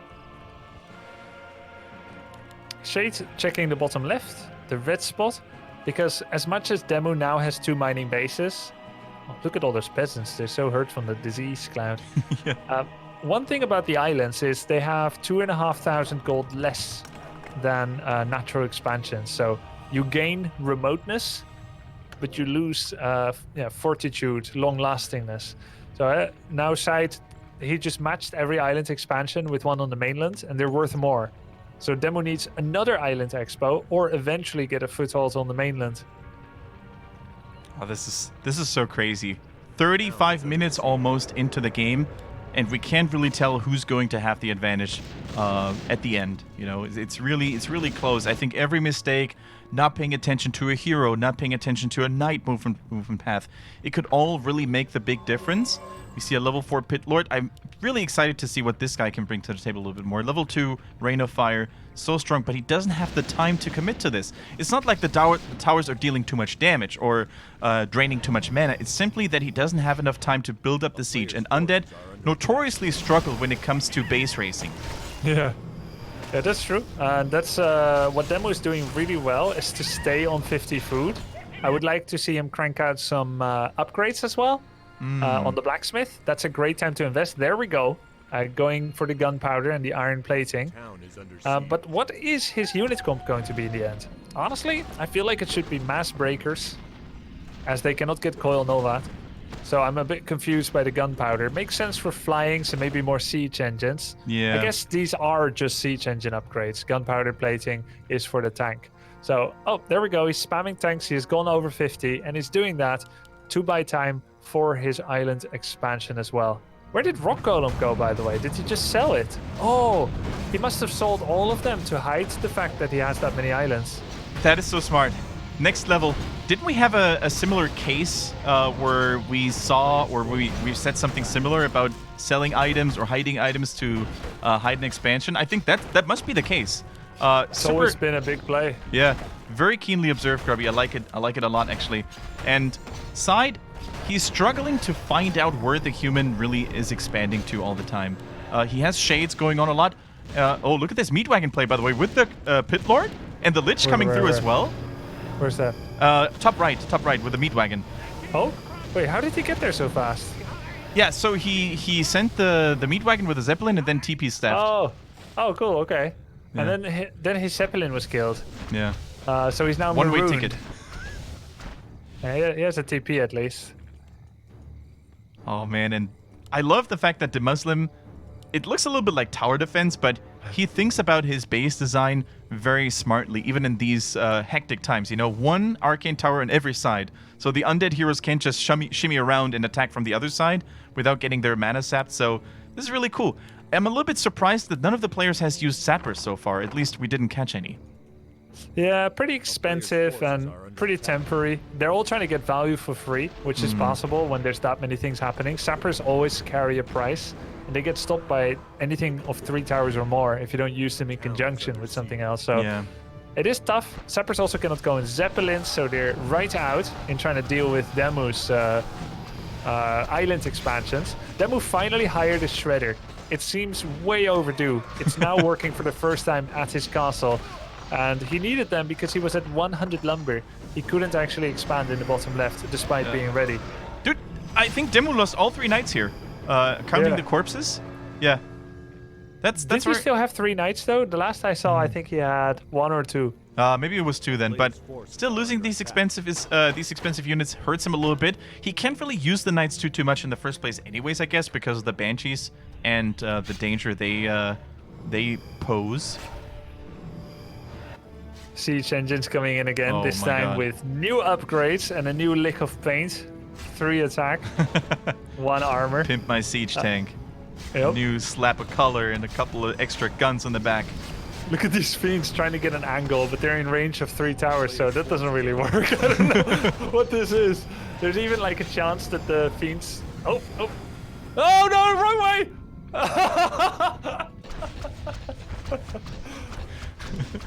It's a disaster. These fiends are lost on the island. You ever heard of my the drop spider in nature? No, you wouldn't, because they're notoriously suicidal. Oh boy, and I'm starting to feel like it's starting to get a little bit... Oh, nice double surround on those tanks, by the way. That's really a really nice pickup. But But it looks... 5. Yeah, super good. But it looks a little bit like Demu is spreading very nicely around the map, you know? In every corner, there's a human base. Even here now, more gold coming in through creeping. And look at these heroes. They've caught up. Level 4 the Mountain King, level 4 Paladin. The hero advantage, I think, at this point is almost gone. Or is pretty much gone for the Undead. Well, you know, if Lich gets 6 and he casts Death and Decay, that's altar, castle, 6 towers and 2 farms gone. Not too bad. It would be valuable. Yeah. But you are right. Like, fighting-wise, Demu is getting really dangerous. And he just picked up what I think is one of the best items in this scenario. Double Ring of Regeneration. Ooh. He already had one. He got another. I really think that's what you wanted this time. Not a class +9. Just stay alive, heal, make it last. And his third island base is up and running. The first one is about 30% left. So 70% of the way through. And in that time, he got his third island base. Is he going to go for the quad trick? Bottom right as well. He's also established an insane bank, by the way, if you look at the overall goal count. So even if one of those or two of those expansions were to fall, he still has a lot of reserves to fall back to. Nice core steal, you know, just to prevent the level 5 for these human heroes as much as possible. Goes for the paladin. Does he have Divine Shield ready? Ooh, that was close. Item is still there. The Boots of Quel'Thalas. Come on. Ah! Pitlord got it. Yeah. Zeppelin has gone down. Pitlord is level 5. That's 555 undead heroes in the pipe 555. But Archmage is 5.9. So close to mass teleport. And then it's a whole different ballgame, really, when DeMusliM's multitasking and moving patterns around the map, which are already great, become even more lethal. It's going to be really hard for SyDe to hold this. Who is still, by the way, on one mining base only.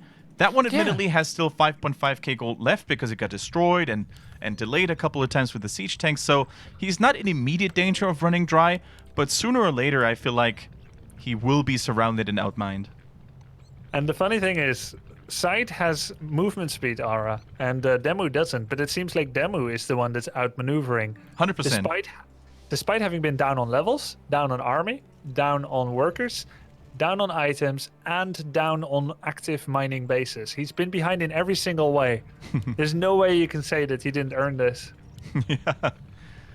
If we enter level 6 territory, Lich is a big power staple for SyDe, no doubt. Yeah. But level 6 Archmage I feel like could be the game changer.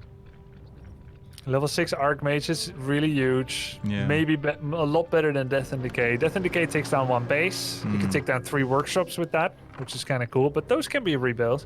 Yeah. Level 6 Archmage, you lose your main. You keep losing like your expansion. Yeah. That's really tough. And SyDe is getting some juicy picks here, by the way. Once again, finding 2 siege tanks. One of them gets taken down immediately. The other one was spread out to the south a little bit. And I like the idea of just crippling the production facility to give SyDe a little bit of extra breathing room. But the moment he commits to 1 base for too long, that's already where DeMusliM is reaching out with fingers of death, with a blizzard, with a tank that may have slipped through. Very uncomfortable situation. Here, bottom, Ninja expansion gets scouted immediately, though, with a Goblin Laboratory. So well done. Where was that? Bottom left, Bottom left, yes. Yeah. And he's coming in with the 3 heroes in the Zeppelin. It's kind of sick. We had observer vision. Even I didn't know where Demu's heroes were. Yeah. I'm basically trying to pay attention to dozens of things at the same time. And here they are. Blizzard is raining from the skies. Nice reaction, though, by SyDe. Coming in with the heroes, thanks for the tally staff. Fiends are too far away, though, to get that Zeppelin. At least this base... Oh, my goodness. That damage actually from the siege tank. No, that base is gone. He can't defend it. Yeah. It's probably gone. The Fiends were still scuttling about a bit. 1 more hit and it's gone. Oh, he doesn't get the 1 hit. But Blizzard is coming back in from around the side. Ironic, actually. Pitlord Raina fired one of those 2 acolytes to death himself. What a foolish boy. But Archmage coming in from the bottom with bolts and Holy Light. That should be the acolyte. That should be the gold mine. Mm-hmm. Players' forces are under attack. And now it's nighttime, of course. Even less vision now. Zeppelin is no option left to retreat with anymore, but he doesn't need it, it seems. Does have a TP scroll, does have a staff on the Paladin too. Oh, no, he misses to use it! He fails at level 5 Archmage. Is going to be a big downtime. And then, of course, means no TP scroll anymore. There is no healing, no escape. Look at the army reinforcement from SyDe blocking the way with the ladies. Can't get past those, my friends. Staffs to safety, though, thanks to the Pala. But Divine Shield doesn't protect you from body blocking. And these Banshees are saying no. Double hero kill, level 6 on the DK. Likely to be Aura level 2. There we go. Locks it in. And that was a big blow, Grubby. Yep, Death and Decay here now. Unholy Aura level 2. Paladin died. Archmage died. Has plenty of mana to rebuy it. And but that does mean he needs something at the tavern. Yeah. And SyDe lost his mining base. He still has the 1. He's remaking 1. food, roughly equal. He goes for the altar, the castle, the towers. He wants a death and decay on this castle to try and take it down. 4 workshops, by the way. I didn't realize he had that many. So sick. 4 workshops in Grubby. Look at the Undead main base. 3 Zeppelins coming through. The cavalry is here, dropping the tanks all over the place and going for the ziggurats. But SyDe luckily has 2 meat wagons here. So defense-wise, he's looking okay. More siege tanks actually trickling in, going all for the Black Citadel. Buildings are falling left, right, and center. These meat wagons are good, don't get me wrong, but they're not fast enough, dishing out the damage, and the Black Citadel has fallen. The hero kills basically being avenged here with kills on the main base. That is a hefty blow. And there's tanks in every base. There's one on the natural expansion. There's one at the bottom left. That one cannot be stopped. Meanwhile, Lich has decided to go for a Death and Decay on the bottom left expansion, which is getting repaired with peasants. Now, Death and Decay does a percentage of damage. It ignores armor, and you need only 70% of its duration to kill a building. So even despite repair... Oh, Lich! He has invul. He does have an invul, but can he get to safety here? The Zeppelin is there in time. Oh, there goes another big chunk of damage, but he escapes. Oh my god. Oh my god, that was close. 59 on the Zeppelin. This base has fallen as well. And Demu, of course, doesn't have mass teleport yet because his Archmage died before collecting on that unholy bounty. Yeah. That was a crazy bash proc, by the way. At first I was baffled because since when can you Stormbolt Zeppelins? But of course with the Orb of Fire shooting up in the air, bashing the Zeppelin, that was very, very close. And the Orb of Fires are starting to really stack, you know, they're really starting to stack the damage up. The healing debuff, of course, cannot be stacked, but the damage potential up in the air, super strong, not to be underestimated. And SyDe, just when he thought he had a grip on DeMusliM, just when he thought he could capitalize on those heroes that he killed, it is already too far, too late. And these tank drops, so dangerous. It's almost like DeMusliM was playing StarCraft 2, isn't it? Tank drops. Yeah, I think that experience is coming in very helpful here. I can tell you that DeMusliM in 2008 was not playing like this. I remember practicing with Demu, and I asked him to play like Sky, which was like do a tower rush. Now, this is not a tower rush, this is tower defense with lots of bases. But that was a very effective style, and he didn't like to play it, so he didn't play it. Because, you know, preferential style, emotions and stuff. Doesn't want to play what's best, or maybe it didn't fit him or something. And some people are like, well, you know, I don't want to play like lame because it's boring or whatever.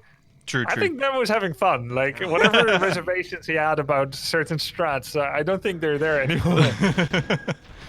No, it definitely looks like he's all over the place and he has the situation under control. That Archmage, by the way, has been chilling on 5.9 for almost, it seems like an eternity. Whereas the Undead Heroes level 6 on the Lich, level 6 on the DK. If that Pit Lord gets to level 6, that could be a very valuable asset, you know, having the Doom Guard, additional Rain of Fire damage for the additional sieges coming through. So let's see if we're actually going to see triple 6s for the Undead. Yeah. No animate dead, even if DK gets level 7, I think, by the way. Nice cleave kill on the pig. Meanwhile, Siege Engines with Mass Teleport Archmage on the final remaining base. He's going for that gold mine. Looks like he's going to get it. MK level 5 as well. Yeah, he's definitely going to get it, Grubby. The GG comes through as well. Level 5 Mountain King, and oof.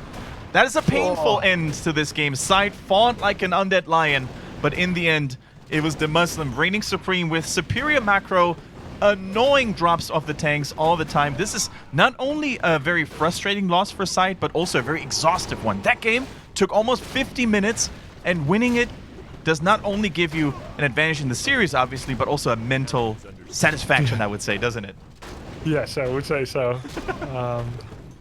And that was supposed to be SyDe's favorite loser map. And Demu hasn't played it at all in the last 150 games on the ladder. So, I mean, you can't get much more advantage than that. I guess the only thing missing is knowing how Demu is going to play it. He had no resources to work with to study Demu on this map. But for now, the rule remains upheld. First expander wins, even though I wouldn't say it was nearly as obvious this game. There was no way to predict. Such a crazy game, guys. That is one for the highlight reels, really. That game can be analyzed, I think, over and over again. We could have always found things that players could have done more efficiently, but that doesn't change the fact that winning such a game requires strong multitasking and great map awareness and macro skills. So kudos to DeMusliM. You know, I saw a little bit of hate in the chat towards the skill level of DeMusliM, saying that or not believing in him being able to do it. But I think I saw that. Yeah, even the most skeptical of chat users should be convinced that the number 1 of the W3 Champions ladder is no sneeze, is nothing to be discarded, just easily. Yeah, exactly. And all of those that didn't believe in him will now say, I was wrong, smiley face, in the chat. They're in danger. They're definitely in danger right now to be proven wrong. So next game is going to be Northern Isles, SyDe's second loser map. He has just suffered his second loss. The whole map pool will be played eventually if we go the whole way. And while I invited the players, none joined yet. I don't know if they didn't see it or if there's a bug or so. Maybe they're still busy. Yeah. Also going to ask the players if they want to take a short break after such a game. I saw you offered it. That's yeah. Of course, am I too generous, Grubby? Am I too nice? No, it's fine. What did they answer? Because you offered it I don't know, actually. I don't remember.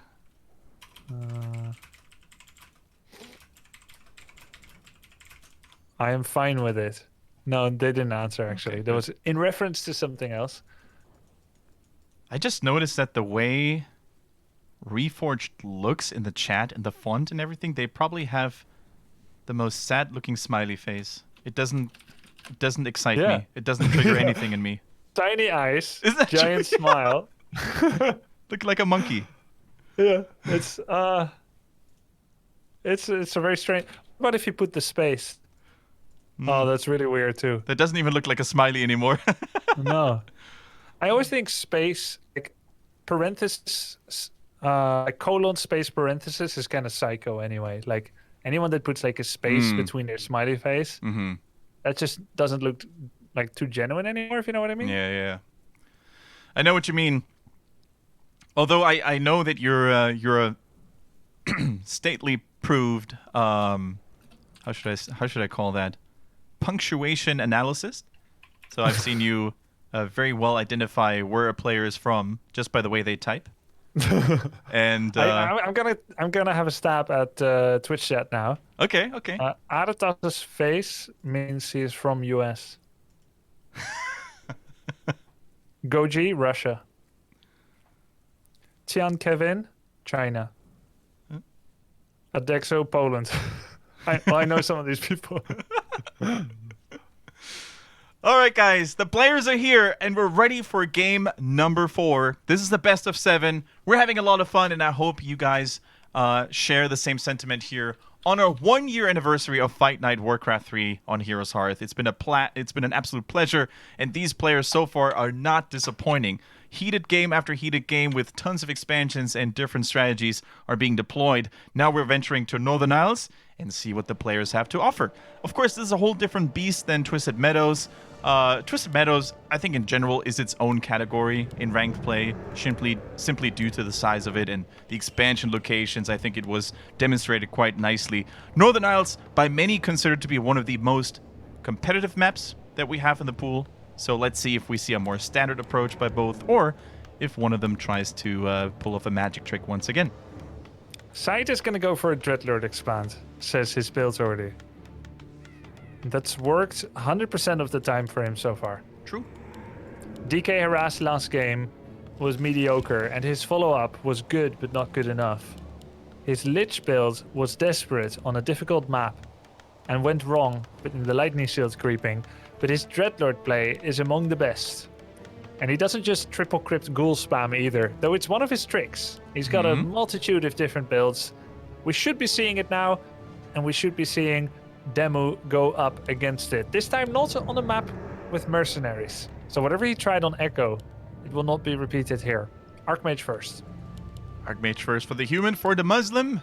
Let's watch very keenly on side. Ooh, the Lord of Dreads is once again being deployed. The trademark hero style. I think it's safe to say that hardly any other player in Europe has popularized the Dreadlord as much as SyDe, to the point where he was basically identified as the Dreadlord player. Next to 120, 1-0 in Asia, who is very fond of that style as well. Doesn't really play it as often, I would say, but if he executes it, he can certainly do it as well. Yeah, that's true. A lot of experience with it now. Obviously, he enjoys it, and that's really helpful as well. Yeah. If you enjoy a build like that, it's gonna make you practice it a lot.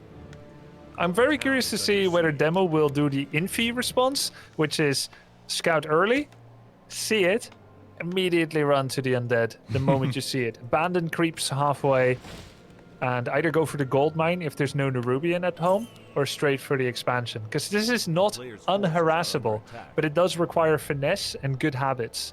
Yeah. If you don't have experience playing against Dreadlord, you're just going to go walk in there, and you're going to get sleep surrounded. And then you're like, oh, what do I do now? I have no TP. Do I run there again? Oh, got sleep surrounded again. It's over. Yeah. By the way, speaking of infi, Grubby, were you able to catch some of the... Just looked at Discord. What? What happened? Did they have to... Did you have to sell some of your furniture? Yeah, I just lost a valuable stock. It went down. Oh, no. The situation. I had No. to move quickly, but please do continue. Don't let my... What I was trying to say before I got distracted by Grubby's teleportation on a dump.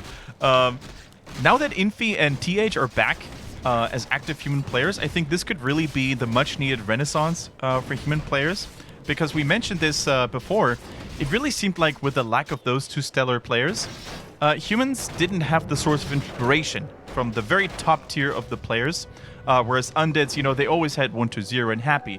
Night Elves, they always had Low Light and Foggy to draw inspiration from. But the humans, it felt like they were not doing so well. But now with these two masterminds, perhaps new strategies will evolve. Yeah, I think what you say is very, very true. Because just look at the W3 Champions ladder. Yeah. Undeads are doing quite well. And it makes sense. It's not because Undead is OP or anything. At least I don't think so. Happy, the best player in Europe, and sometimes in the world. True. Is Undead. So they have had a lot of inspiration how to play Undead correctly.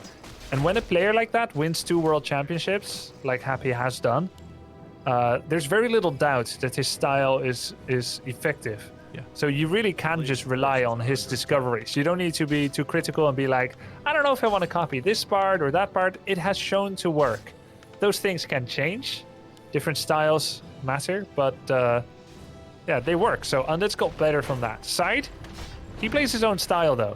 And we see it right here. Dreadlord is 2.5. A much better attack attempt by Demu than on Echo Isles in our opening inaugural match.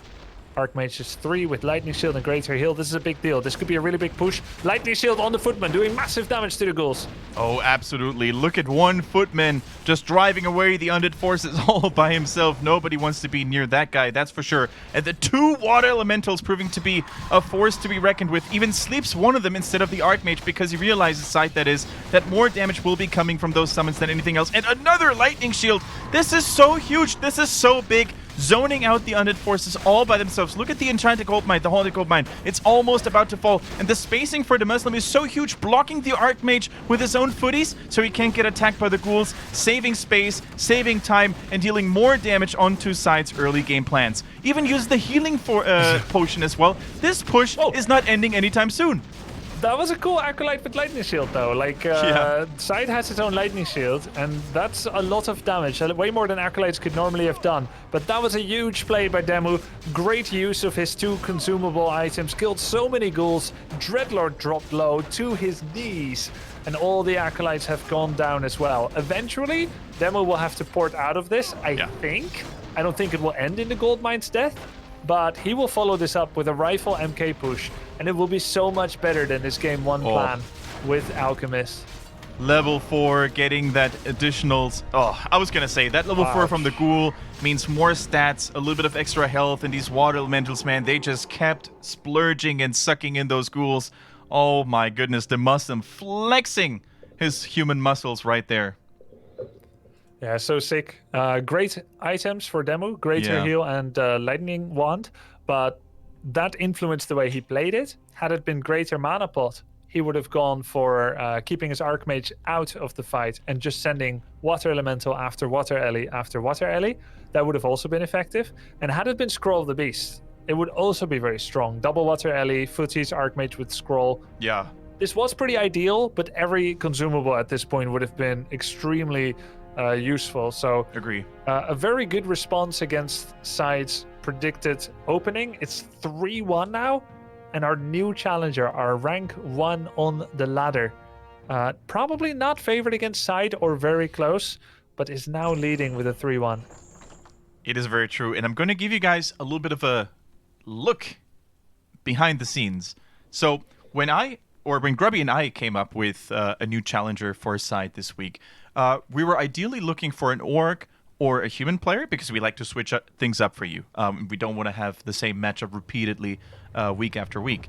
So we already had invited so many different players, and we want to avoid the situation of reviving players over and over. So I had chosen Thorazane and DeMusliM as potential challengers. And I thought, after Thorazane denied because he's very busy at the moment, DeMusliM being left over, I wasn't sure if that was too easy of an opponent. I thought Thorazane definitely has what it takes to take down SyDe, probably going in even as a favorite, but I was a little skeptical and doubtful of DeMusliM in his current power shape. Well, I'm glad I was proven wrong. Not anymore, yeah. Yeah. Yeah, he's surprising me as well. I didn't really come up with a prediction, but I would have probably guessed SyDe to win with a 4-2, maybe 4-3 score. Could still happen though. Yep. But Demu currently leading. And that means we're going to...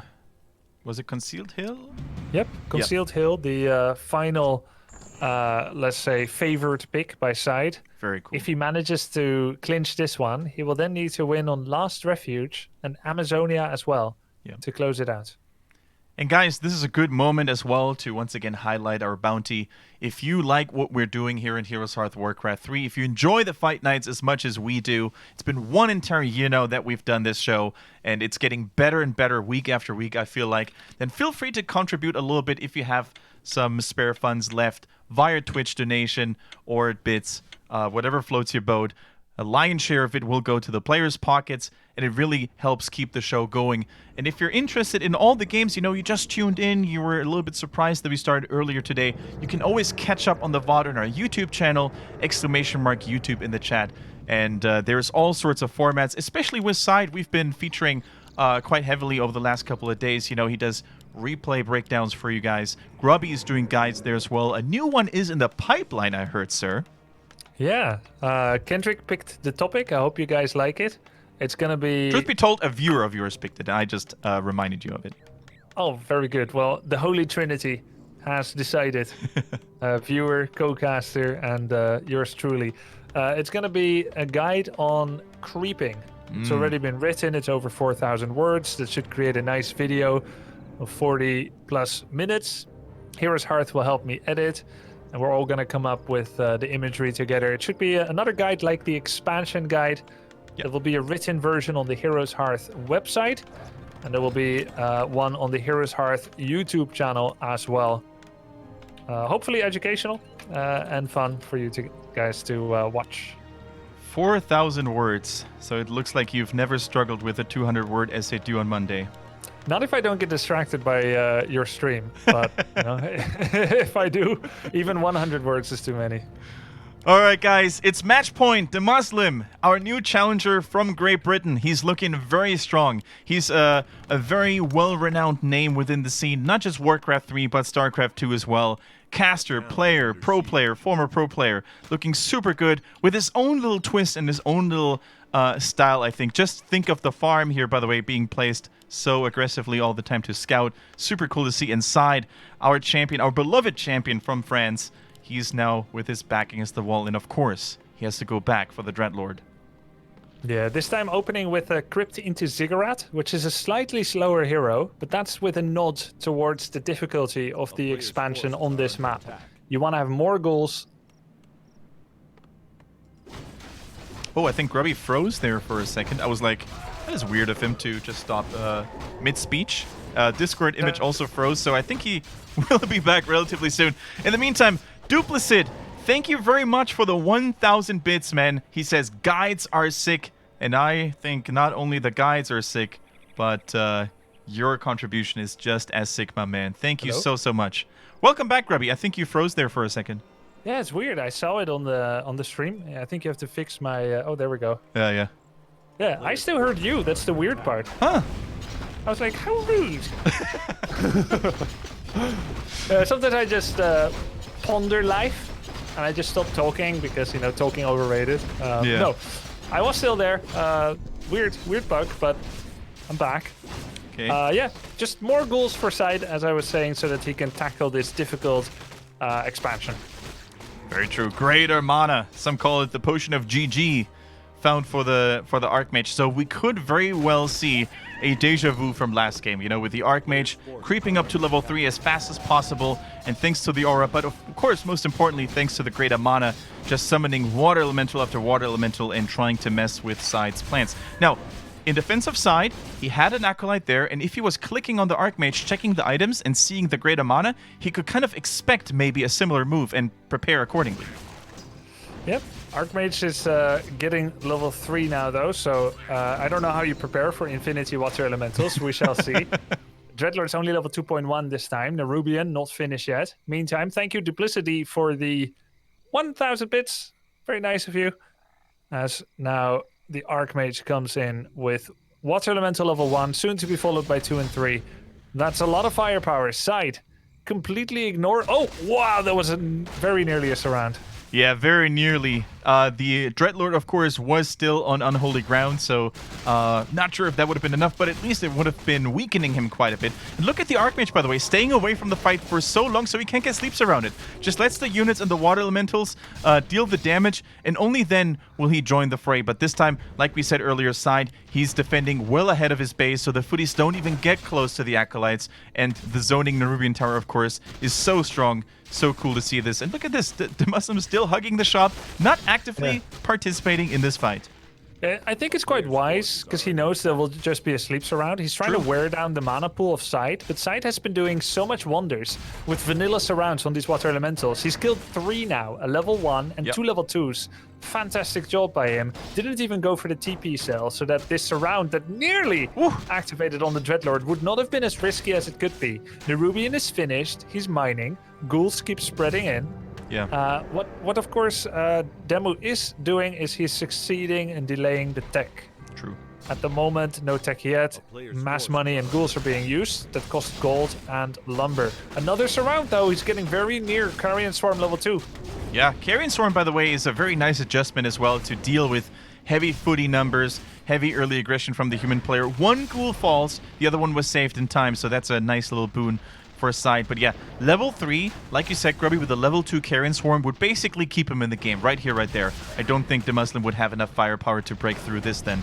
Another ghoul falls, the sleep comes through, but the units aren't simply there anymore. This sleep doesn't even matter.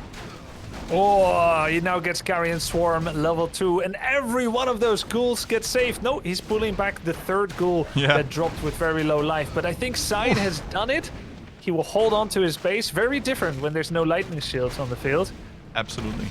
Yeah, really well done here. Gets maybe 1 Acolyte for his efforts, DeMusliM that is, but that is okay for SyDe. His hero has leveled up quite nicely. He saved a few ghouls, mind you, not all of them, but that's okay. Level 3 DL is definitely able to keep up with the level 3 Archmage. And DeMusliM, he retreats. He has no expansion himself coming up in the meantime. He did go for the Alchemist, and in his base we see a Workshop, and we see an Arcane Sanctum.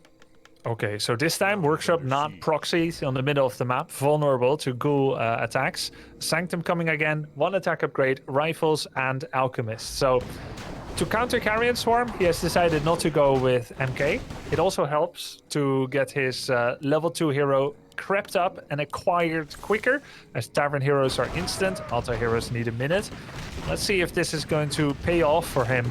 It will be much harder for SyDe to hold this time. As soon as the first mortar is on the field, that's going to put pressure on the Nerubian Tower. And it can be assumed that ghouls cannot push into Mass Water Alley Rifle Priest. So the only way that SyDe can normally break an attack like this is repeated carrion swarms. That's where the Alchemist comes in. Healing spray to keep his army healthy. And unlike the game before, he's not putting all his eggs in one basket either. It's not going to be one big attack. He will first expand, then push with mortars and priests. Really smart. It seems like Demu has every base covered. And the only thing that's working for SyDe here is that he already has double income. He has the graveyard ready. He's getting attack upgrades. Double crypt fiends ready to produce as soon as the ziggurat finishes. Yeah. And then transitioning to a somewhat normal playstyle. It looks like DeMusliM didn't want to go for an expansion right away. He pulls the workers back and instead just focuses more on further creeping. Level 2 Alchemist in the mix, level 4 Archmage. Priests are joining the forces, one mortar team, and now fully transitioning from footies into rifles, which makes a lot of sense, of course. But SyDe, you know, with double crypt production and not being harassed in quite some while, he's looking good. Those fiend numbers are growing. He's actually pulling out the big Ogre Lord. Very smart move on Concealed Hill, of course. The trademark camp and can be abused very nicely. And that item could single-handedly make all the difference if it's a big aura, for example. Brilliance would be the biggest. Endurance would be very nice. He gets Medallion of Courage. Bottom tier, not quite. There is one item that could be worse that would drop, but I think it is bottom 2. Yeah. Strength Agility would be the worst. Yeah. Was that the Hood of Cunning? No, the Helm of Valor. Helm of Valor would be the worst. Yeah. No mana. This one at least offers a bit of mana, a bit of damage. Doesn't sell it. Carrion Swarm will be the way to solve this, to hold here. Yeah, waits until he... Yeah, go ahead, sorry. No expansion by Demu. He wants to make sure that he doesn't create 2 points of Carrion Swarm harass vulnerability. So it is going to be that big push. One mortar is ready. Second mortar on the way. Yeah, and of course, SyDe waiting for the right moment to use the Carrion Swarm. DeMusliM, on the other hand, waiting for the right position of his forces to use the healing spray. You don't want to use it when your forces are split out because of the circular radius of it. So gather your forces, gather your troops, and then drop the golden shower on top. Now, let's see what the Alchemist and his friends can do over here. Wall elementals being sent in 4, and the towers. Grubby, towers are coming. Workers and militias had been pulled earlier, and there's only one hero for the Undead. Low on mana, only has 1 mana potion to help the situation. Is he gonna go with the mana pot flank? Ghoul's actually coming in from the right side. Coil is effective, but Ghoul will still die. No mana pot yet. He's gonna try to deal damage first, make sure that the Carrion Swarm can deal a lethal attack. Yeah. Focusing the Priest with the attack upgraded Fiends. That's effective. First Priest goes down, second one getting attacked. There may just be too much stuff here.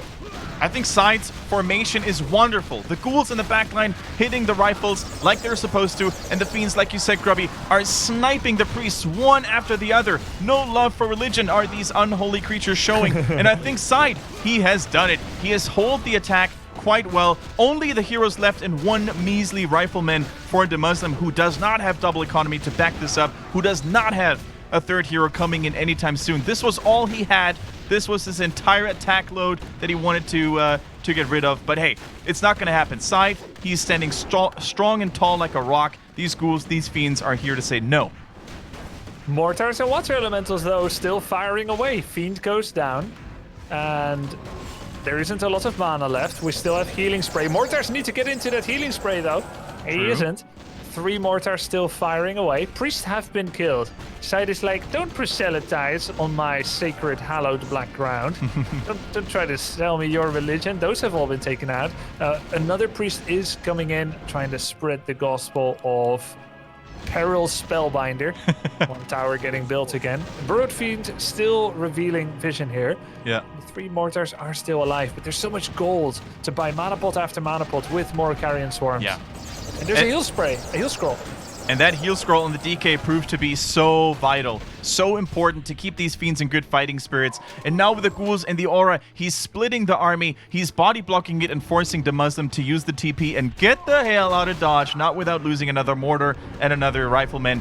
And the Undead reign supreme. SyDe, our champion of the Fight Night, does not go down without a fight. Dreadlord 2-1. Wow. Second win. Last one he lost. He can actually kind of wave it away to greater healing and lightning shield. A little bit the map as well. This is not the easiest expansion map, but it's probably slightly better the Northern Isles due to the distance of the enemy main base to your expansion. It buys a little bit of time. And there's less of a chance that they get a debilitating item to take you down. Something like Greater Heal and Lightning Shield. You would need the shop and the laboratory. That's just a bit too much in order to get there on time. So SyDe does it. 2-3. Great job by him. And that means we could go to match point if he grabs another one. What a series between these two. Really fun. I cannot believe it, and I couldn't have hoped for a better way to kick things off today, Grubby. Ever since we introduced Best of 7, it really has proved to be the right move. The players are just fighting to their teeth and just not giving up. If we enter the full distance second time in a row, 2 weeks ago we had Neutron and SyDe going all the way, and now it looks like SyDe and DeMusliM are engaged in thrilling combat, really, till the bitter end. And let's see if Demu can close it out on Last Refuge, or if we will end up going to Amazonia, the final map in the series, if SyDe manages to clinch this one. Last Refuge in Undead Human, it's pretty difficult for both players to expand, usually. It's very easy natural expansion, but it's very easy also for an opponent to wake up several creeps to mess with you while you are trying to take that expansion. So we've seen Happy do this a lot. Just wake everybody up and pile on. Pile on. Hey, pile on. Takes me back to Hearthstone. Pile on. Everyone, get in here. That's exactly what you guys should be doing. Whoever is not in here watching Heroes Hearth Warcraft 3 in the fight night is probably regretting a couple of light choices, so feel free to spread the word and get involved. Follow the channel here on Twitch, and also check us out on YouTube so you can watch previous fight nights and other great content such as Grubby guides, SyDe's replay breakdowns, and much more. !YouTube, and you can check it out. Guys, the players, I had thought they needed a break maybe, to get some snacks in, maybe a bathroom break or something, but hey, these two are absolute pros. They ain't got time to lose. They just want to go game after game after game. Yeah, I really respect the grind. I think streaming really changed my point of view on that as well. Like when you live for your viewers and you stream, taking a toilet break can seem like a like a really long interrupt to keeping the show running. Whereas, like, in 2004, when I was competing... I was going to bring that up, because I know you. Do you? What do you know? What do you know? Well, you shared the story tales of tactical pee breaks several times. Hey, if it's allowed. If it's allowed. And it's not like I was doing it for a mental advantage. Well, for myself, but not to disadvantage the opponent. If they were annoyed by it, that would be like... secondary. I needed the break because I was drinking a lot of water, and it was allowed. Come on, why are you giving me a hard time, Kendric? But these days, toilet breaks are a rare commodity, and I can see these players are completely on board with that. All right, here we go, guys. Archmage, DeMusliM, is not up for any experiments. He wants to take this home. Second match point. The first one had been defended and deflected by SyDe, and SyDe, his counterpart, his adversary, going for the Dreadlord once again. What do you say about Dreadlord on Last Refuge, Grubby? I say yes, statistically for SyDe. If you look at his level with every hero, with every playstyle, his comfort, his adaptability, his resilience, I think Dreadlord should be the way to go on this map. And it might be his last chance, because if SyDe wins this, the last map is Amazonia. I can't think of a worse Dreadlord map than that. Very true. Claustrophobically small. Extremely difficult natural expansion creep with a boss creep that cannot be slept. Yeah. Slapped? Slept, I think, is the right word, and we're not talking about getting punched. It can be slapped, but not slept. Cannot be put to sleep. All right, here come the boys. Militias on the way to go for an early mercenary creep camp. By the way, very well done here, of course, by the footy. Playing with the AI and preventing the stuns coming through, making it a whole lot easier to go for the Shadow Priest first and then for the smaller golems. Super cool. Yeah, it's a good AI manipulation, very important to creep this way. It means none of them will cast spells besides the Troll Priest. Oh, was that an Acolyte slap for XP? No, he missed it. Okay, yeah, fair enough. Devotion Aura for the Archmage, and let's see which tomes he gets from the Trappers. Double Intelligence tome would be the best. Oh, the Acolyte is trying to go for that infamous last hit, but doesn't get it this time around. Gets a Manual of Health and Tomb of Strength. All right, 75 health. Bonus, not too bad, I guess, but not ideally what you want. It doesn't deal any extra damage to ghouls, to Dreadlord. Dreadlord, level 1.9. Acolyte. Oh, wow. Wow, he went for a Dreadlord expansion and a fast tech. Kills the Footman with Sleep. And is selling the story of an expansion if it weren't for the fact that his Acolyte was actually with him. Now, let's be reasonable. That Acolyte being with him doesn't prove that it's not a fast expo. After dropping Nerubian Tower and dropping a gold mine, you can use your Acolyte to fight. But would he? Does Demu read this and say, I think you have an expansion, or I think you're actually selling a fake expo? Yeah. How does he read it? This is a crazy mind game going on by SyDe right now. Like you said, sleeping the Footmen to prevent the Scout. It's a very suspicious activity, no matter how you put it, right? Because it could mean that, yes, he might really try hard to make this expansion go through, or he might be really hard trying to fake me into something. So no matter how you put it, it's a very suspicious play, and I wonder if DeMusliM is going to send some forces down to basically get some vision and get some information, and he does exactly that. Archmage coming through, Footies, Water Elementals level 2. This is exactly... Oh, the boys are coming too, the militia! Oh, okay, that's funny. Militia is pulling them, but it won't be for long. They're halfway the map. Oh, he turns around. So he did get fooled, but this isn't such a bad play to be here anyway with Archmage 3. He can attack the main and actually deal a lot of damage. The ghouls are low. Dreadlord actually getting close to level 3, so it's actually just going to be Carrion Swarm play. Yeah.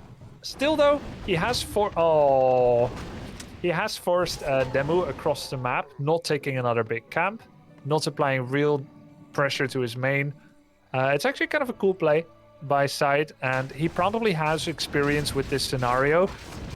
And the best part is, this isn't after his gold mine got cancelled. It failed. Oh well, now I guess I need to go to tier 2. This is premeditated, and he's got a cool creep route. He's going to take this Ogre Mage. This is huge. He will even see the Archmage coming if renewed pressure is going to be the name of the game. And then he can actually respond to it easily. It's one of the hardest creep camp that you can imagine on this map, simply because of all the buffs. But he takes it with great vision, and I don't think DeMusliM is expecting it either. And if he were to expect it, he doesn't care, because he says, I'm going to take your mercenary camp, I'm going to get a mighty good item if I'm lucky. And yeah, so basically he limits SyDe's chances to level a second hero, which is about to come relatively soon. True. I guess it could be Dreadlord solo Fiends. Maybe, yeah, that's true. A bit unusual, but it is possible. Mana Stone is a fantastic item, but in the meantime, Archmage gets level 4 and a second Devotion Aura. Yeah, that's one for the bank account, that's for sure. He's going to sell that at some point, which is a nice chunk of extra gold for the early game. Mountain King coming through here, by the way. Arcane Vault being produced as well. Both players now at tier 2. Tier 3 immediately being pushed through, by the way, for SyDe. And I think you're right, Grubby. I think this is going to be a one-hero Dreadlord game. Hopefully trying to get that guy to level 6 as fast as possible. Another Footy sleeps around. Basically making sure DeMusliM has as little vision as possible around the map. He has no TP, remember. He sold it in favor of other things. That means he wants to creep safely. Oh, this is really... Oh, you raunchy Undead, you. This is pretty crazy, but so worth it, right? If he gets that Ogre Lord, Brilliance Aura, that could just catapult him into the late game. Let's see what he gets. And he's done this before. He's done it on Concealed Heal. Now he's doing it on Last Refuge. Going for these Ogre Lords, using their stupidity and lack of experience in combat tactics, surrounding them and trying to get their most precious belongings right onto them. So what is it going to be? That item could be a game changer. Minimize the surface of Shockwave, of course, as well with this round. Very nicely done. Oh, and he gets the Hood of Cunning, Grubby.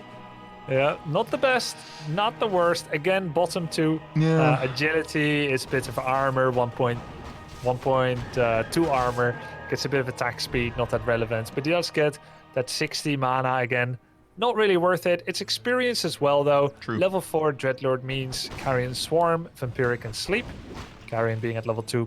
And the expansion comes out for SyDe. So kind of running a different tempo. Later expo, but still that pressure. If the expansion finishes eventually, he will have economic advantage. Yeah. Whatever Demu is doing, mass creeping, will eventually become overruled by the amount of gold that SyDe might have. But he will need to do significant damage with Carrion Swarm Harass. And this is a dangerous game he plays. He's got no way to get out if he gets bolt surrounded besides Staff of Teleport. So if it's a vanilla surround and then bolt, that's a dead Dreadlord. Yeah. But there's no Arcane Tower here. And you know what? Demu's already mining with just 4 peasants on his gold mine by accident. Can he get in? Can the Dreadlord get in? No, cannot. He cannot actually get in anywhere. Yeah.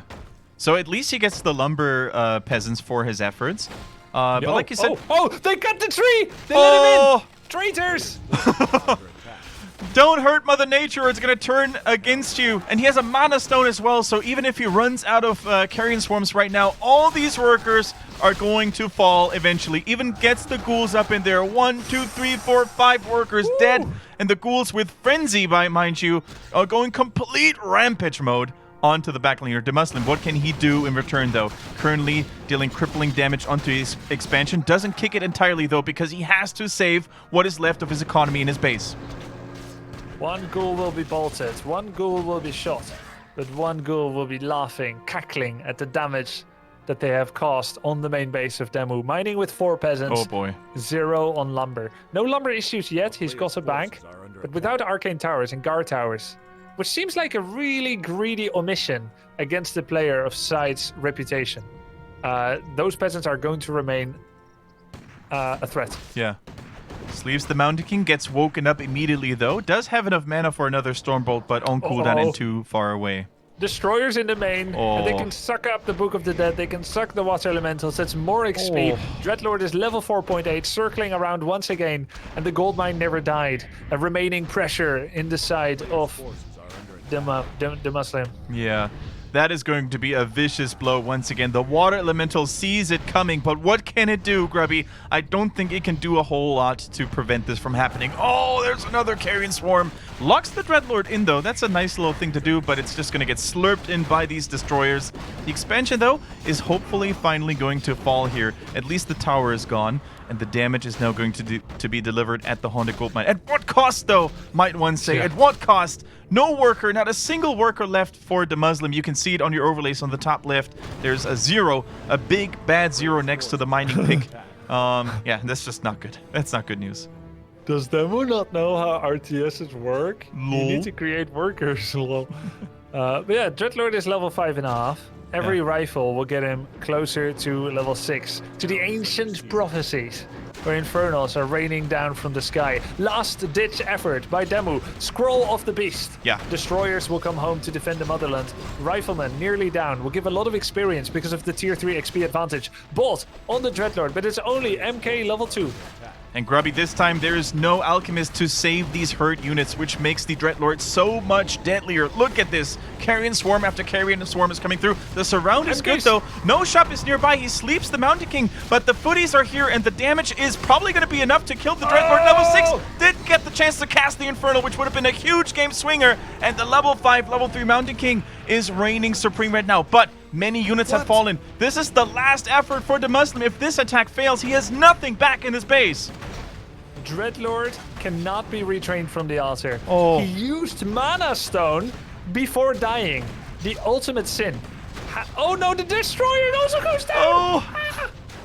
It is going from bad to worse for a French champion right now. He's basically getting every unit out of his base because those would have just been free feeding fodder for the human player. He rallies at the tavern, has to revive the Dreadlord there, doesn't have a lot of resources, needs to mine just a smidgen more with these acolytes. The statue block, he didn't pull it away in time. If he actually saved the statue, he can rebuy the Dreadlord and he can actually get mana for Infernal, but because he guzzled the Mana Stone a second before his death, there would be no way to cast Infernal, even if he were to pay the 800 gold to retrain the Dreadlord. A huge kill. A huge win here by Demu. 4-2 victory. This is actually pretty insane. He was completely down and out, it looks like it. But the his resilience that he has trained over the past weeks with the amount of games that he has played. He did the right thing. He had only one chance, last-ditch effort. He made all the right micro plays. Yeah. You could say SyDe had the game, but you're always playing a one-on-one against another player. So while some may think, oh, that was a throw by SyDe, and certainly there was a lot of potential in getting that Dreadlord to level 6 and getting Infernal, but Demu made all the right plays, and he won it by a centimeter. Beautiful. Wow. When it all comes down to that last attack, keep in mind, guys, if this attack gets deflected by SyDe in some way, shape, or form, even if he just pushes him back, there's nothing left in his base. Every worker literally died, and it was just go all in or go home. That was his last resort, and he made it happen. And SyDe, it was looking so good, so close. If he doesn't lose the hero there, he's turning level 6. If he just walks behind his gold mine and uses acolytes as a gatekeeper, if he slowly used destroyers to drain water elementals, gets enough level, if he upgraded all his towers, or even if he kept his Dreadlord outside of his main base and just poke from afar with Carrion Swarm after Swarm, making it last, considering Demu wasn't mining. The one thing he couldn't do is to walk into Demu, and he actually hopefully moved past Demu. He thought, I can't just walk through your army. I'm not where I want to be anymore. Heal potions are not enough. I'm going to just... If you just let me pass, I'm just going to go right over you. And no, Demu did not let him pass. A little bit too overconfident maybe by SyDe, or maybe a string of misclicks, but Demu did it. Our new challenger with a 4-2 victory in a matchup that some people dub very difficult to win. 4-2 in a best of 7 against a creative player like SyDe. Fantastic play. Grubby, I'm going to start a group call with DeMusliM so we get him on board and can ask him some questions. Cool.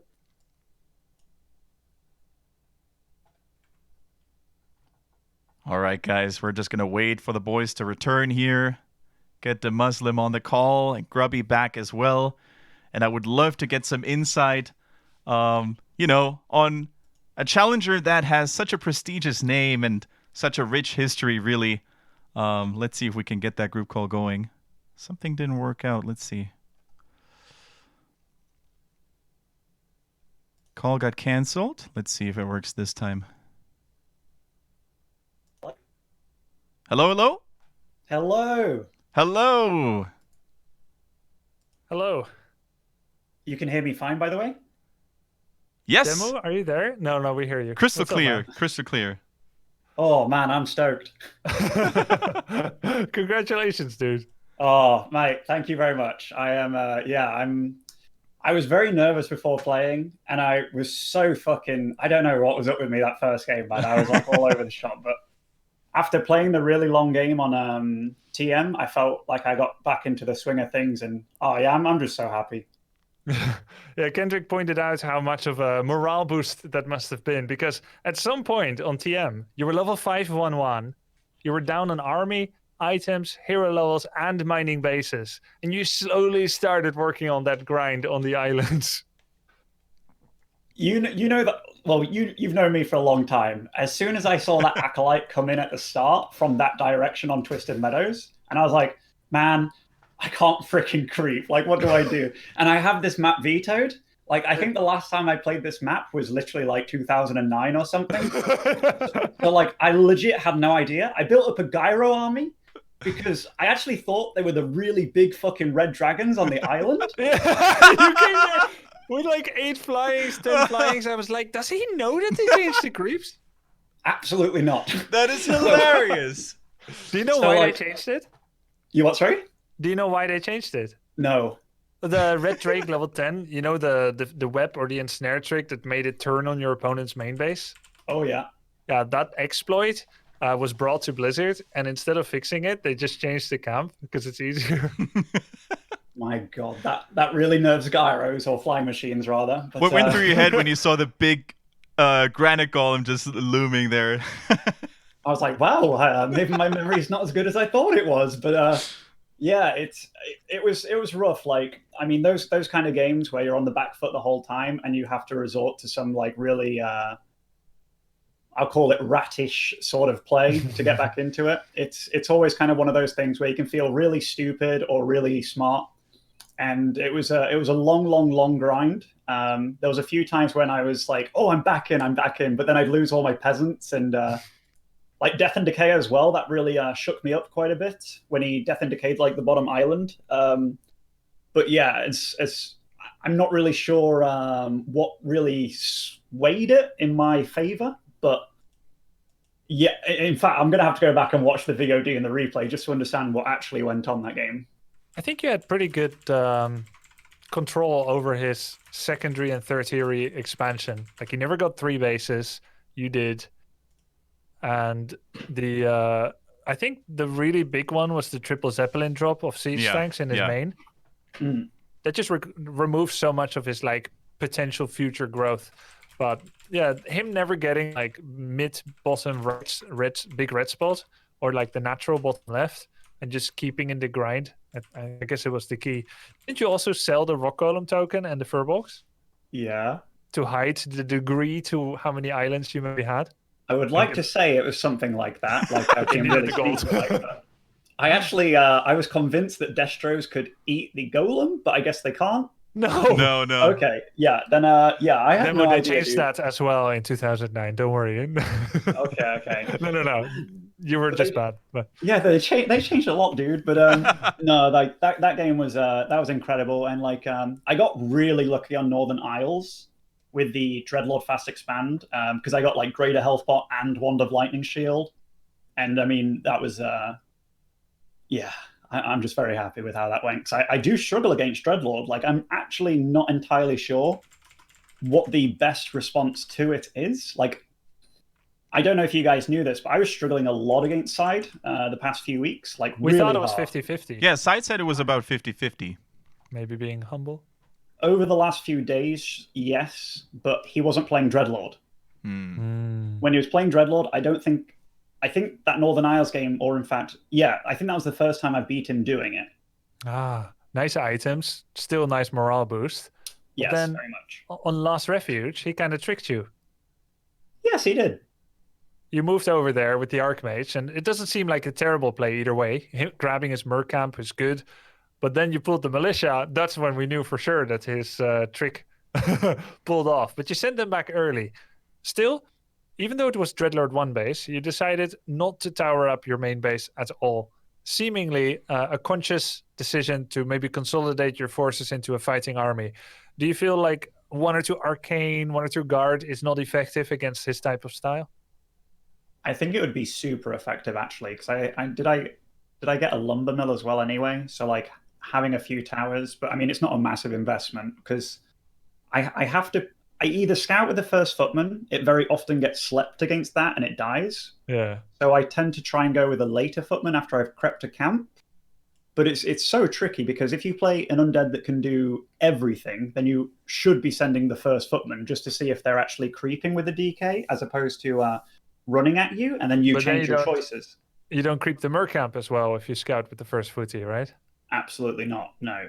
Because you can't do the pull kind of thing. But yeah, I took risks, I took gambles because I kind of knew the player, but he definitely mixed it up quite a bit too. Like, I was actually very worried about Terenas stand, and then all of a sudden the Lich popped up at my natural, and I was like, what? Like, yeah. And he messed up his creeping a bit. He tried the Lightning Shield, but it failed. So he had far less mana because he had to overnova the camp in order to finish it. So you were ahead without knowing it, let's say. Yeah. Yeah, when I only lost 1 peasant to that Lich attack, I was... Because normally, like, a Lich, if you do expand, it's kind of... I don't want to say a hard counter, but you're meant to kill, like, pretty much all 5 peasants. Or at least that's the aim. So the fact that I got away with 1 loss, and it was, like, level 3 against level 2 as well, I think, I felt very good that game, because that was the game after Echo Isle where I was very, very shaky, and those 2 are very good Dreadlord maps. So, yeah, that was also a nice swing of momentum, I guess. But then game number 6, Demo. Oh, yes. He pulled out the rug from under you, but you didn't trip. You had 1 shot. You attacked. He was so close to level 6, and you did the seemingly impossible. What were you thinking? After he killed literally every peasant that I had, and I TP'd way too soon after not killing the gold mine, I was like, well, we got 1 shot. And I ran across the map, and you know, that when that Dreadlord started getting a little bit surrounded, I saw it on the left side of the Citadel, and I was like, oh, he's panicking. I can see how it's moving. Like it's clicking quite a bit. But then it moved into a position where I got like the 3 units around against the building. And then I was like, oh my God. And I checked his inventory and there was nothing to get out. And I was like, this is so good. And then he turned level 6 and popped the Mana Stone. Yep. Which meant that obviously he died. So it meant A, it will cost way more money to buy that back, which I'm not sure he has.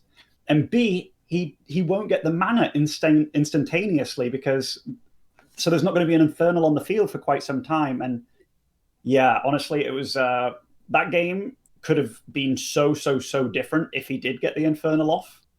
So I'm very fortunate. Well, fortune favors the bold, and you did a bold foray into his territory during the match point. You earned it. Both got lucky at different points, but in the end, you endured. And the Twisted Meadows game was the turning point. And the last Refuge was the final nail in the coffin of this Undead. Congratulations. We're looking forward to seeing you come back to the fight night 2 weeks hence. Oh, thank you. I didn't realize I got to stay on. Oh, really? So that's awesome. Do you want to?